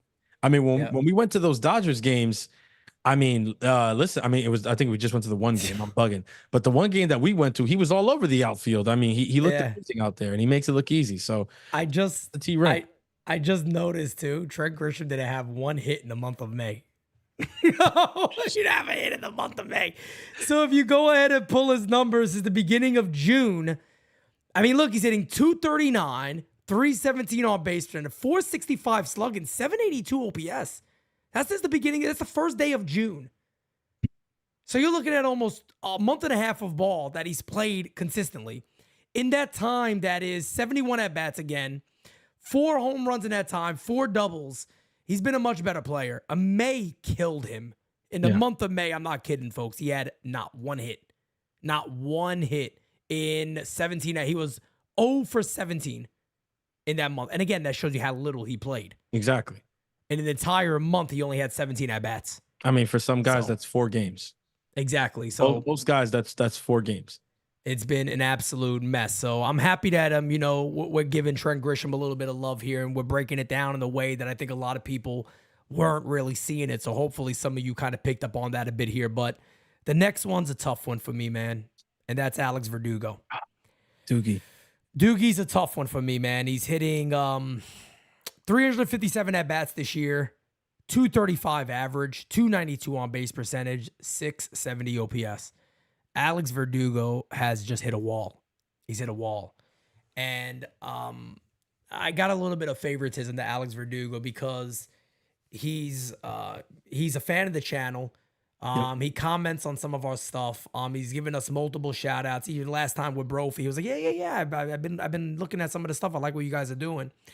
And when you're building a channel, for some people watching it, what does that mean? It's nice. That's the only way I could put it. It's kind of cool in the sense that one of the major leaguers are watching it and being like, I like what you guys are doing. It's cool. Unfortunately for Doogie, he got off to such a stunning start, and it's really been very, very downhill from that. And mind you, Verdugo started the year after about a month in of probably being one of the most popular New York Yankees. Yeah. Probably being one of the most popular guys to the 3 that came over, right? With Verdugo, Soto, and Strowman. And a lot of people sat there and were like, yeah, man, how do we let this guy go? He's so clutch. He's been so good. And even we're sitting there going, man, the Yankees, that's a tough one. I know they're probably going to let him go, but damn, he's been so good. Yeah. For me, Francis, I got to go C-. Okay. I got to go C- We're close because again, yeah. Verdugo to me is got to be a 265, 270 guy. Mm-hmm. And I don't even know if he'll be able to get back to that number. Even if he got really hot, I don't know if he touches 265, 270. There's a possibility. Got a whole second half to go. It's a long season still. Mm-hmm. But a 292 on base percentage for a guy that's been a leadoff hitter a lot of his career, I don't know if that's affected him. But I gotta go C- for Verdugo. It sucks, but it is what it is. I gotta give him what it is. I'm gonna go C-. Yeah. Doogie's our guy. And I'm glad, you started there. Shouts out to Verdugo. Honestly, when you get love from an active player on the team, it does feel good. There's really no other way to put it out there. And, I think, he's one of the first ones. that has kind of done that this season. So shouts out to him for that. I'm right there We with have some other ones we can't talk about. yeah. We have some other ones we can't even say. One that Uh, smells amazing, but Smells anyway, amazing. Smells like a lot of money. a lot of money. But I will say, but aside from that, I think why Doogie loves what we do is because he's a guy who appreciates when people keep it real, and that's what we do here at the Facts. U. So I'm going to continue that, and I got to keep it real. Doogie's a C for me. He was a lot higher earlier in the year. It's tough. I think after heading on the paternity list when they had the baby, and he Yeah. came back into the fold. It took a little while for him to get going again. He did kind of get going a little bit, but never really kind of got back into that rhythm fully. And then things started to really, really tail off. And it could be a lot of things. Honestly, it could be a lot of things. I mean, he's a family man. I can speak from that perspective as a family guy. When you do welcome a new baby into the family, it changes the dynamic every time. It doesn't get easier, believe it or not. Like just because you have one, the second one or the third one is easier. No, that's not the case. And who knows? Like there might be some sleepless nights or something. I don't know what it is with Doogie, but I think Pete is spot on in his analysis. It does seem like Alex Verdugo has kind of run into a wall here as of late. Yeah. I am optimistic for him going into the second half and the postseason. And I will say it's because he's been a guy who's been clutch. When he was with Boston, he was clutch for them. He was always seemed to come up big for them against us. And he did come up big for us clutch in the beginning of the year. He did very much. He has hit a wall, but like you said, Pete, there's a lot of season left. And there's a lot of time left for him to kind of turn that around. Maybe he doesn't get back to that batting average that we might have expected from him coming into the year. But what's most important to me is that he gets back to a point where he's comfortable and he looks like himself going into October. Because at the end of the day, we know that he's likely not a guy who's here long term. He's here for this season. And for this season, what we brought him here was to be a guy who in October is a guy who comes through for us in the clutch. So Facts. I'm going to hold on to that optimism. I think that he will get back to that. I hope so. Player. And I really do think that he's going to be a guy who does something big for this team in October. I just feel it. And if I'm wrong, I'll be I'll come on here and I'll stand in front of it. I don't have a problem doing that. But right now, I'm going to say that I'm still believing that Doogie's going to be a guy who has his say for the Yankees in October. No doubt about it. I'm right there with you, Doogie. We're wishing the best for you. We hope you have a big second half for the Yankees. We know you got it in you, so let's go out there and do it, my guy. That's right. Breaking news. We have some breaking news here. Round 2 for the New York Yankees. They have selected Bryce Cunningham. He's a right-handed pitcher out of the great program at Vanderbilt. So that's a nice thing to know. Yeah, his name is Bryce Cunningham, the second-round pick for the New York Yankees, 53rd overall, again from Vanderbilt. So let's hope maybe he could turn out to something. And, of course, guys, you already know John Brophy's already working on profiles and getting that all out there. Going to the next guy, the big trade acquisition. Sign the contract, big boy. Sign the contract. The one, Juan Soto, for the New York Yankees. Soto is played in 342 at-bats on the year. God damn, God damn, he's 340 played a games lot for of us. fucking games this year. 295 average, 426 on base percentage, a 984 OPS, 23 home runs, which I wonder if that's the most he's had by the All-Star By the break. break, right? I feel like it is because I think the most he's ever hit is 38 last year. So I got a feeling it may just be 66 RBIs. Francis, I'll start on this one, and I'm going to make this as simple gets. It's going to be really, really easy. A+. Signed a contract, big boy. Lock him in long term. I've said it for years. He is the perfect 1A to Aaron Judge. 1A, 1B. He's the perfect guy.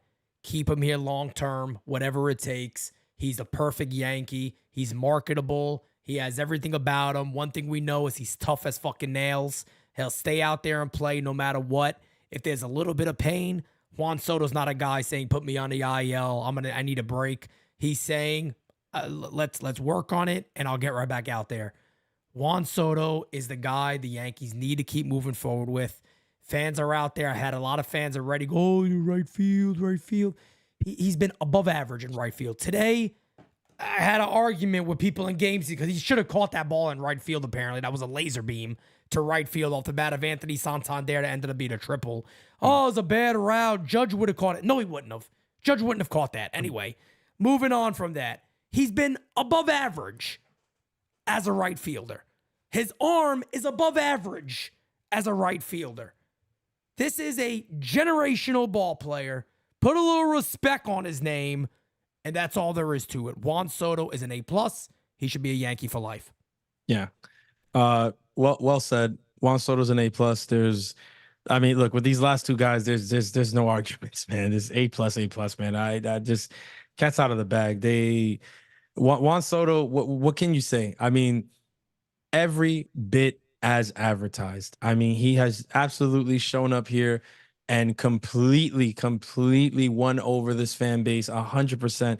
We are head over heels for this guy. We all want him to be here long term. Of course, you're going to have your detractors, your idiots, your people who don't know ball as much as they think they do. Try to nitpick and find something. There's nothing with this kid. This kid is phenomenal. I love the way he approaches the game. I love, his motor, his drive. He's been out there the last couple, weeks, fighting through the hand injury and still finding a way to hit home runs and be productive. I mean, yes, has he pressed a little bit, during the tough stretch? Yes, but that's because of how much he wants to win. And even when he's pressing, he still looks better than 90% of the freaking lineup. I mean, this guy is generational. There's absolutely, positively no reason why the Yankees should ever even entertain letting this guy put on another jersey after him wearing the pinstripes. He needs to die a Yankee. Okay, there is no question about it. Juan Soto, you have been an A+. If this is the kind of first half that we can expect from this guy, even with the two injuries going forward, like, come on, man. It's a no-brainer. It's a no-brainer. He deserves every bit of what is coming to him, and I hope that it comes to him while he plays right field in the Bronx. Hey, no, I'm spot on with you all day. Besides, my guy Edwin just put something in the chat, and I gotta play this to this. Hey, yo, he said his D is underrated. Hey, yo. Madon. Hey, yo. Well, we're not grading that. I tell you that. We're not grading that right now. I think I ran into a couple people who could grade it. Could grade it, yeah. I was trying to figure out a way to get it in there. Aaron Judge. Oh, man. Aaron Judge. Number 99 for the New York Yankees. What do you say about Judge? MVP. 343 ABs, 34 home runs for Judge, 306 average, 433 on base percent, 1,112 OPS. Come on. 85 RBIs. He's an A++++++++++. And Aaron Judge is a gift from God. Yeah. Aaron Judge is Aaron Judge, man. He's taken over center field for the Yankees. You don't kind of skip a beat. You just let him run out there and play his game. He plays very good center field. Aaron Judge is Aaron Judge, man. He's one of the best players, if not the best player of our generation. 85 RBIs at the break. This guy's going to have well over 100 plus RBIs. Everything goes well. 130. Who the hell knows? Aaron Judge is a guy that when he comes up, you feel like something is going to happen. After just a horrendous start to his year, you look up now and you go, how the fuck did he do that? Guy's unbelievable. I don't know what else I can say about Aaron Judge that hasn't been said already. He's an A+. Gave the league a head start, and still nobody can mess with him going into the All-Star break. 34 home runs, franchise record for him. There's like we've been saying, there's really not much more that can be said for Aaron Judge. I think the only thing I will say is I really hope to God that he can parlay this A+ that we're grading him at this point with an A+ in the second half, including the postseason. I'm going to take this opportunity to say that this needs to be the year that Aaron Judge silences everyone come October. This needs to be the year that he dominates October. So if that takes him maybe, not putting so much of his head into a home run chase come September, I don't know. And obviously that's the easier thing for me to say as a talking head, as a podcaster, than as the guy, who's there with the opportunity to make history. But if Aaron Judge is the guy that he tells us that he is, and I don't have any reason to believe that he's not, then it would mean that he cares way more about bringing a World Series back to the Bronx than beating his own record by 1 or 2 home runs. And if that's the case, then that's what I need to see. I need to see you take this take this first half into the second half, continue to be the guy that we need you to be. He's one of the big reasons that the Yankees looked the way that they did in this series, at Camden Yards this past weekend. And he's a big reason why we struggled the first time we were over at Camden Yards. I was very hard on him in that All Rise following that series. I was like, you didn't show up. Where were you? You're the guy. You're the captain. You're the guy that we need to show up. It's time. And I feel like literally from that episode of All Rise, from that following weekend, Aaron Judge has turned it on and not really shut it off. I mean, he had a stretch there. 6 or 7 games without an extra. I think it was 6 games without an extra base hit. Yeah, like 8 games without a home run, 6 without an extra base hit, and then he seems right back to himself. So, shouts out to him, man. We the Yankees definitely have a great one in Aaron Judge, and I said it the other day. I'll say it again. Aaron Judge might be the best player that I ever see wear pinstripes. No, I'm right there with you. My pops, obviously, is 71 or 72. 71 or 72. I want to say 71. But my pops has seen a lot of the great ones, and he was a huge Sammy Sosa, Mark McGwire guy, the steroid era guys. And again, I always say steroid eras because there was steroids involved. I'm not discrediting these guys for being great ball players. I think they all belong in the Hall of Fame. That's a whole nother story. But Pop Simonetti has seen a lot of baseball, and he tells me all the time he's the best home run hitter he's ever seen. And it's that simple. And he's never seen a home run hitter like Judge who hits the ball the way he does, but also has a batting average the way he does. It kind of reminds you of those older school guys who could mix the home runs with the batting average. And Aaron Judge does it all. He does all that with also playing exceptional defense. And let's be honest, being an exceptional person on and off the field, which is a lot like Derek Jeter in that regard, is that he's well regarded on and off the field. He has not won, so I think there's an argument there that should he have been given to captain already. Derek Jeter didn't get it till after the dynasty was over. Fair conversation among fans, but this season, looking at Aaron Judge, it's an A+ for me. Facts. Old Sarge says Judge A++ for play and setting the example. F for his leadership. He has no intuitive grasp for leading men in adversity and seems to be as soft as Boone. Well, he sounds a lot like Boone. I can tell you that much. He sounds a whole lot like Aaron Boone when he talks. I don't disagree with that. He's been spending a lot of time with Booney. He's definitely spending quite a bit of time with Boone. Handsome Jack says, will Judge go down as one of the great Yankees if he never gets a chip?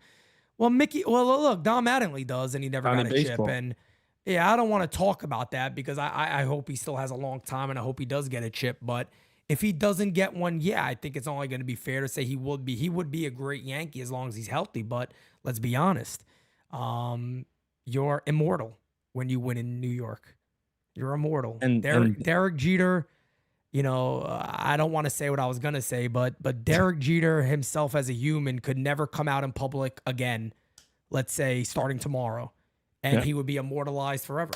Oh, thank God you didn't say what you were about to say, because I got what you were going. But I don't want to go there with anybody. God forbid. No, it's not. God forbid. Yeah. It's not something I want to say. But he could never come out into public life again and go, I just retire from public life. I just want to be left alone. Whatever. And Derek Jeter will be immortalized forever. That's what winning in New York does for you. And I pray that Judge has that opportunity. But let's get into coaching. The coaching staff for the New York Yankees. Hey Pete, I got a funny text message just now. They said no Jahmai Jones. Shit. Jahmai Jackass. They wanted Jahmai Jackass grade, bro. Jahmai Jones, because the Jahmai Jackass thing just has such a nice ring to it. But it's a great. We're not killing the poor guy. No, we're not beating up Jahmai Jackass. Not at all. We're not beating up Jahmai Jackass. If I was honestly to give Jahmai Jones one, I would probably, believe it or not, for the little bit of time he played, probably give him like a C+. Yeah, I'm right there. He's hit pretty well. Shockingly, he's actually hit pretty decently. He's been. I think he's been okay. He has a super small sample size. He does, but I give him a C+. out of everybody that we spoke about, if anybody really has zero idea when the hell they're getting an at bat, it's Jahmai Jones. Because Mario, I'm gonna shit on Mario again. I'm sorry, Mario. I apologize, Mario. brother. Kev gets so pissed when Mario says it, but he's like, "Yo, he's loved in that clubhouse." And Kev's like, "I don't care. I don't care. Who cares about the clubhouse? Who cares about the clubhouse?" I mean, respect though. They for some reason they love all him in there. love Jahmai Jones. So They love him. hey, vibes, right? If they're winning, I won't argue with the vibes. When they're losing, fuck I'll those. argue with it. Fuck the vibes. Yeah. Crackle Nuts with the super chat says Aaron Boone A++. Don't talk bad about my Boone. Well, to be fair here, I'm gonna do it as an over. I think it's fair to do it as an overall, isn't it? An overall coaching staff. Yeah, So that's Boone and everybody included in one. yeah. 'Cause I wouldn't want to break it up. I wouldn't want to break it up until the end of the year. That's what I'm saying. Yeah. In Towards terms the of end of the going, year, like, give a better one. Going like manager, hitting coach, pitching coach. I would rather do that end of year. But there is one guy in the coaching staff I want to talk about and single out because I've noticed this recently, and I wonder if you have and everybody else has. But I looked into the backstory. There's a lot more backstory there, and I think I'll get to it. Okay. Coaching staff as a whole, I look. The Yankees record, they got 58 wins? 58 wins before the All-Star break. 58, yes. That's exceptional. Don't get me wrong. That's really Could've been good. 59. But I feel like 60. once the Yankees got a little bit of adversity, I'm going to give the coaching staff a C because I feel like I go right back to what Lasagna said.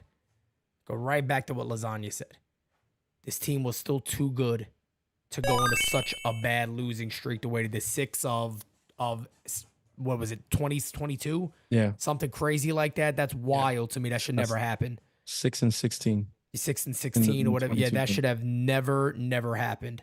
So for me, I will give them a C. I think when adversity hit, nobody stood out on the coaching staff to me. In many, many ways. The Yankees never changed their style of play.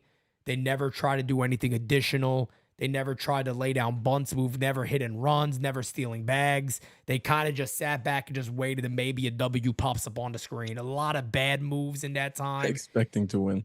They just don't play to win. They just expected to win. And I'll leave it at a C.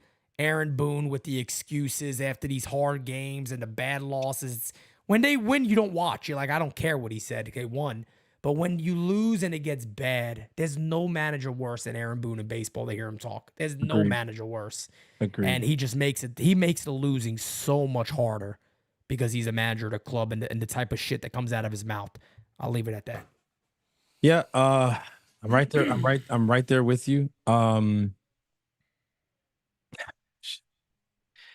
gonna say C minus, which is Wow. I mean, and I'll be honest with you, I feel like I'm being even generous with the C minus. This team is chock full of talent. You I know, thought you going chock full of nuts on us. Chock full of nuts. He's that heavenly coffee. listen, man, y'all don't even 4 Q's better. we just aged the shit out of ourselves because a lot of people don't even know what the hell that was just now because they don't even do those commercials and shit no more. The jingles, bro. that's the thing of the past. But the Yankees are definitely chock full of talent, and you know I know that there's injuries. I know that guys go through slumps. But when I look at this roster and I see names like Verdugo and Juan Soto and Aaron Judge and Stanton and Gleyber Torres, and I'm just like, there's just no way. And then when you factor in, who you guys told me that Volpe was, and then it's just like, how is it possible? How is it possible that that team can go on that kind of streak offensively? That team can look the way that they've looked. I mean, lifeless offensive performances with Aaron Judge and Juan Soto both in the lineup, and the performance is lifeless. Like pitchers can just go completely around them and not have to think about anything because they know you're not going to make a move or change anything. You're going to run the same bum out there the next day. They don't even worry about it. And then, I mean, you have pitchers flying off the hand or whatever, and you have coaches that look like they're afraid to say anything to them. It's like it's crazy. It's Crazy. At the end of the day, you can say whatever you want. Look, Brett Boone, I love you, absolutely love you, respect you as a baller and as a knower of ball. But the stuff you said the other day about these guys are big leaguers and they don't need to be motivated, it's bullshit. That's baloney. Bullshit. That's bullshit. I'm He sorry. knows it's bullshit too. I'm sorry, and I get you. The guy was managed by Lou Piniella at one Exactly. point. It's Like, bullshit. listen, and the way that you know it's bullshit, and I'll say I know you're doing what you have to do. That's your brother, and I'd go to hell and back for my brother. So Yep. I understand that. But Thank you, Francis. yeah, no, it's also yeah. Now you know it, but it's also I'm not gonna not call a spade a spade. It's bullshit. Okay, the reason that we talk about the managers the way that we do. All right, your Lelands, your Mike Schosch's, even your Buck Showalters in his time, your Ron Washingtons of today. Your Ron Washingtons of today. Your Bochy's who left and came back and still find a way to do it. I mean, the way that the Lou Piniella, you just mentioned it, your Joe Torres, your Billy Martins, these guys that, I mean, sure, could you pick out their flaws and write an essay of 500 pages? Easily, because they were all flawed men, very, very flawed men. LaRussa, again, another guy who a lot of people, but there's yes, tons of flaws. But I'll tell you what, I mean, these guys all had their time where they were known to be great motivators, and that got them jobs. So for you to sit there and say that big leaguers don't need to be motivated and disciplined and held accountable, I'm sorry, but I just wholeheartedly disagree. I think that is exactly what big leaguers need. I think the biggest problem in Major League Baseball today is that the game has moved away from holding players accountable and is trying to shift to becoming a players' league like the NBA and other leagues because they want to be more marketable and they think that's more fun and that's going to put more butts in the seats and sell more jerseys. Well, I have news for you. No, it's not. You know what's going to make the game more fun? Getting the best out of the talent that you have on the field. And you know what gets the best out of the talent that you have on the field? Managers that hold that talent accountable. Bingo. That's it. But that doesn't work. Yeah, it doesn't. But yet, it's funny how, a lot of people, came out and were killing Pete and myself and everybody on the team who were begging for players to be held accountable. And then when the Yankees went and did it, then what? Nobody, it were crickets. It's crazy how we can sit here and tell you that the team needs to do something. We'll get vilified about it on the timeline for weeks, months. People acting like they know way more than us. Oh, these guys are so negative. They don't, whatever. And then a couple months later, the Yankees finally come to do exactly what we called for months in advance. And then it's crickets. And then Yankee reporters are using the same verbiage that we've been using for years. Urgency, accountability, that people telling you, this team is on. I saw people, unprepared, people who cover the team using phrases like unprepared, saying, this stretch, the team is unwatchable right now. The offense is very lackadaisical. Interesting. Saying the same exact stuff that we have been saying from the beginning of the slump. The thing with us is that maybe we're just too early for our own good 90% of the time. That's what I'm starting to think. I'm just starting to think we're too on it. We're too on. Well, if you remember with the Clay Holmes stuff, I think we were talking about this in our chat, and my only response was just wait. Yep, literally. Just wait. He said, Pete, I can feel that way now, but just wait. I'll give Pete the flowers because I remember I got into a big argument on the timeline. Some of you guys listening who follow me probably remember that. And I remember Pete saying in the chat, he's like, you know what? It's not even worth responding because eventually they're going to see it. And the funny thing is, it's gonna flip. We knew it was gonna happen. The funny thing is, it's exactly what happened. It's exactly what happened. I saw the timeline today, and I saw people look in and see it, whatever. I put out a tweet today, and I got to tell you, even some of the people who liked that tweet were people who wouldn't have liked it, a month or two ago, who would have battled me and argued with me. But today they've come around. Yeah, no doubt about it. Cracklenut says, question for you both. Since Boone became manager, why does the ninth inning and extra innings we make such silly mistakes, poor defense, hitting, running?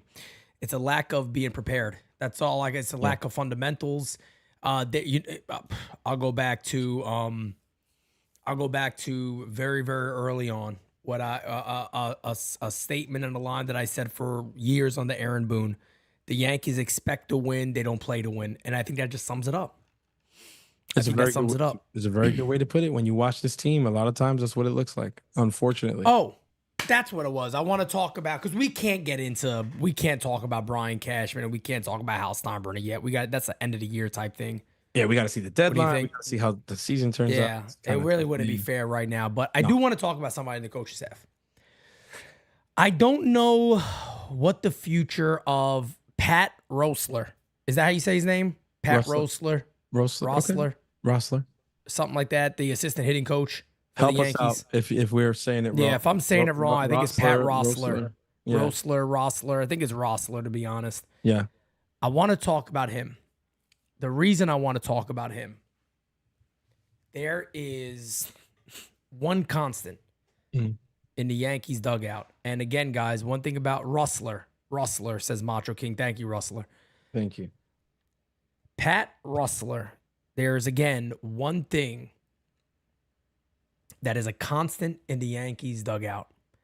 And if you guys have noticed this, you let me know. I would love to see somebody say it before me. But I have noticed it over the last multiple games. I'm talking about maybe 20, 30 games. I've noticed this. And then I decided the other day, I said, let me look into this a little more because I never heard anything about this and all that. Look at the first person that talks to Juan Soto and is sitting with Juan Soto every single time he comes back in the dugout. It is one guy, Pat Roessler. He is the only guy. So I said, let me go take a look why Soto's always talking hitting with this dude. Always talking hitting with him. You always see Soto talking to him. Come to find out, he was also one of the hitting coaches when Soto was in the Nationals. So there's a very, very close bond there, it looks like. And I'm not even joking. If you guys go back on games and look, keep looking at it, it's the first guy you see Soto go to. And there must be a legitimate bond between those two. And I think, I'm not talking about James Rosen. I don't know a lot about him. But Soto comes back. I think he can very, very well be a hitting coach for the Yankees, like the hitting coach, one of the primary guys. Caleb Castro says that's why they hired him, Pete. I don't know if Pat was there last year. I don't know what he was with the Yankees. I'll be honest. I'm not lying to you guys. I tell you the truth when I tell you the truth. I don't know much about him, so I had to do some research. But I noticed that today, and I'm like, to me, that's pretty significant because I do not see, and I'm not making any speculation here. I don't know. Yeah. I'm just simply saying I don't see him go and talk to James Rosen, and that's not a knock on James Rosen. I'm sure they do work together. But I do know for a fact, once Soto's in that dugout, you'll see who's next to him all the time. It's Pat Roessler. He's always there with Soto. So I don't know what that means. I don't know what it could be for the future. But if Soto trusts him as a hitting coach, I trust him as a hitting coach. Just saying. And obviously, from what we get to see, there's a really, really strong bond there. I'll leave it at that. I don't know what it means for the future, but there's a really strong bond there between those two. And I do believe he has a connection to Aaron Judge, too. I forgot what it was. I got to look it up again. Yeah. It's funny. It's funny that you bring that up. He's a name that I looked into. It's very recent. It had to be like probably the week before I went on my trip, and it was literally just because I think there was chirping going on, and it might have been after a Soto at bat, and it was somebody who was pretty adamant, and I didn't know who it was. So I was just looking at the playback, and I was like, who is that? Like, because I know the names of most of the guys who I see in the dugout. I mean, all the players obviously, and then the members of the coaching staff. You know what everybody looks like. You see them all the time. I mean, we even know Harkey in the bullpen. Like we know the guys. It's like, but that was a face that wasn't familiar to me. So if he was here before this year, damn. Like he was, by the way, so to him. He was director of player development for the Yankees from 2005 to 2014. So that's his connection to Aaron Judge. Okay. He was the Mets hitting coach in 2015 to 2017. 2015 World Series year. Yep. He replaced Kevin Long for the job in 2018. Let's see. He served as the assistant hitting coach in the Washington Nationals from 2020 to 2023, working with Soto until they traded him to the Padres. He says Basoto's preparation is tremendous. He's got a great routine. He has a very repeatable swing. He sees the ball better than 90% of the human race. He has a great strike zone judgment, and he's strong as hell. So he's got a lot of good things working for him. I like a guy that talks like that. Let me just tell you, that's old school right there. No analytic shit. He just went straight to the point. He got a better fucking eyesight than 90% of us. He's probably eating a hot dog and drinking a beer while he's saying it. The guy can see fucking better than 90% of us when he's strong as a fucking ox. The guy hits the ball to left field like nobody's business, right field like your sister's tit. You keep this guy around. That's basically the way he talks, and that's all there is to it. Man. No. This it's true. It's a breath of fresh air to listen to a coach for a big time organization like the Yankees speak like that, because like I said, so many teams have gone in different directions. So it'd be nice.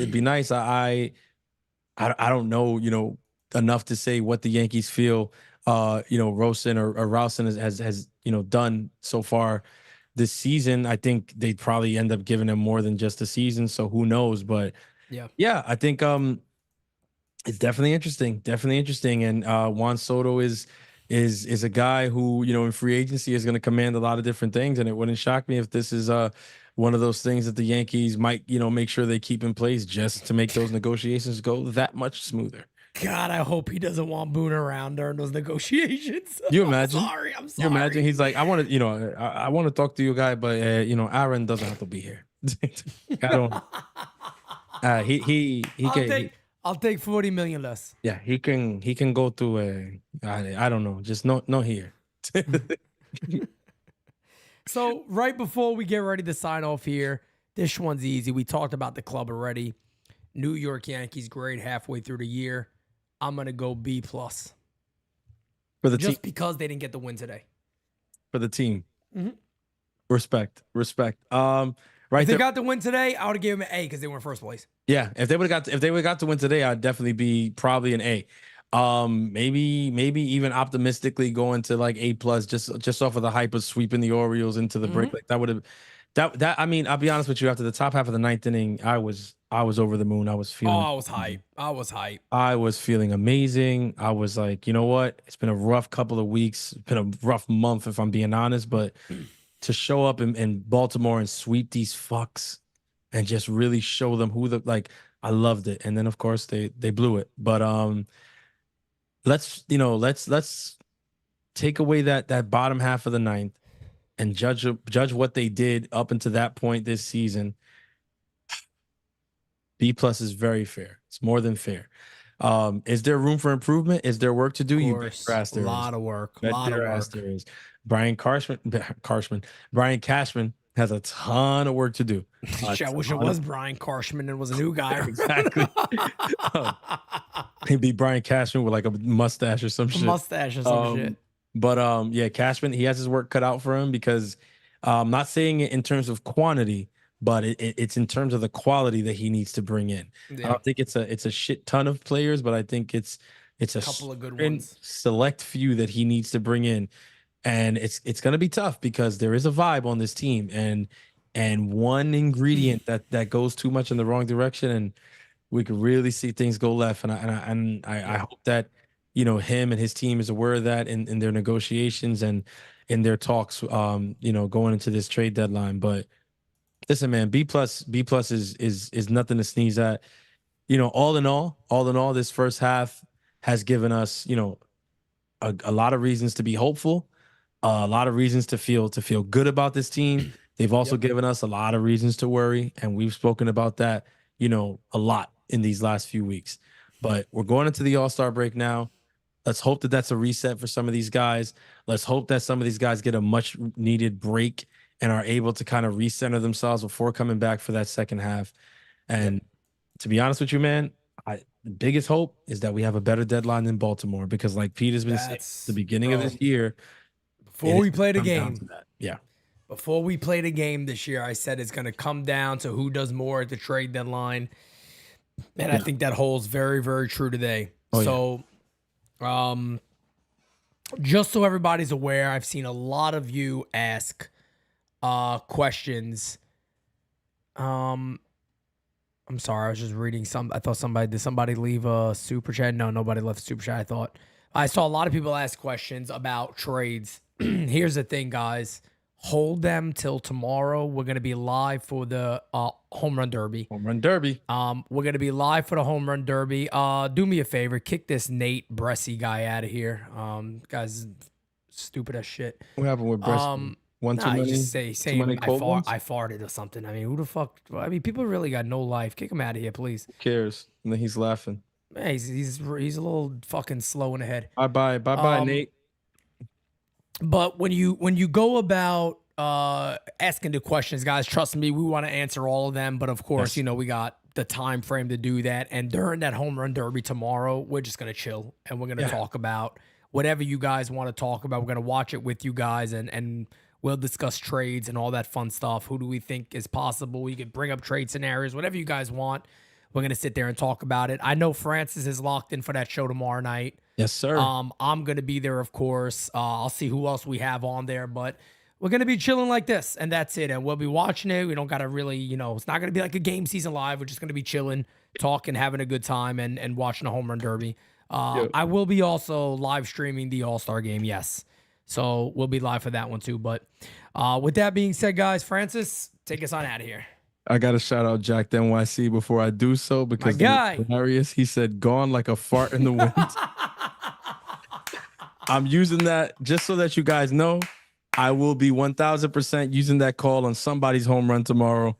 Somebody is going to hit a shot, and I'm going to say, gone like a fart in the wind. Yeah. You were doing some fart in the winds before you went live. Let me tell you something. Before we went live, it was a lot of wins. I got to tell you. Francis got into that pasta salad. I tell you what, man, it was rough. I almost didn't make it. It was rough. It was rough. I almost didn't make it. I was texting Pete. I was like, "That's a bad." I don't know about this one. I'm trying to get there, man. Hold on to the roof. Listen, man. I know Jira's just, she's like, yo, what is wrong with the two of them? Trust me. I don't know. She knows we get together, forget about it. I've been trying to figure it out for years, man. At this point, I know, listen, I know I love my brother. My brother loves me, man. This works. It's the you, baby. Where else? Who but the you? That's it. I don't have anything else to say to you guys, man. We're going into the All-Star break. I'm going to see you guys tomorrow. I can't wait to chill with y'all and have a show where we can just sit back, answer your questions. I'm going to have a couple cold ones. Why not? It's the home run derby. Let's do it. I'm just going to put this out there now. Oh, no. Actually, no. I'm going to save it for tomorrow. I was going to say who I was rooting for. No, I'm going to save it for tomorrow. I already said mine earlier. Who'd you got? They're in games. Adolis. You got Adolis? Game season. Yeah.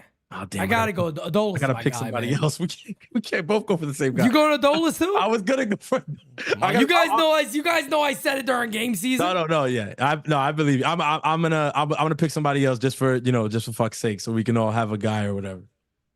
All right, sounds good. Let's do it. Take us out. Yeah. All right, y'all already know, man. Designated Spittaz. Keep it locked and stay tuned. I hope you smack that likey, because if you didn't, Jira's gonna hunt you down. She will find you. She will kill you. So smack that likey, hit that subby. Stop playing with the boys at NYYU. You see what the numbers is doing. We hit 30K the other day. We're going crazy. Okay, we're about to hit 30,300. The numbers are going crazy. Hit 30. Yeah, it's crazy. All right, we're looking like the stock market in the heyday right now. Okay, it's nuts. If you investing in stock, I gotta tell you. NYYU, baby. It's only going up. So keep it locked and stay tuned, because the next episode will, in fact, be the best episode. Facts on top of facts. And you guys already know we will never come whack on a designated Spittaz track. Peace out, guys. Until next time, we'll see you guys tomorrow. 11 a.m. All rise. 8 o'clock. Home run derby, baby. We got you guys covered. See you later. Where the hell's my outro? There it is.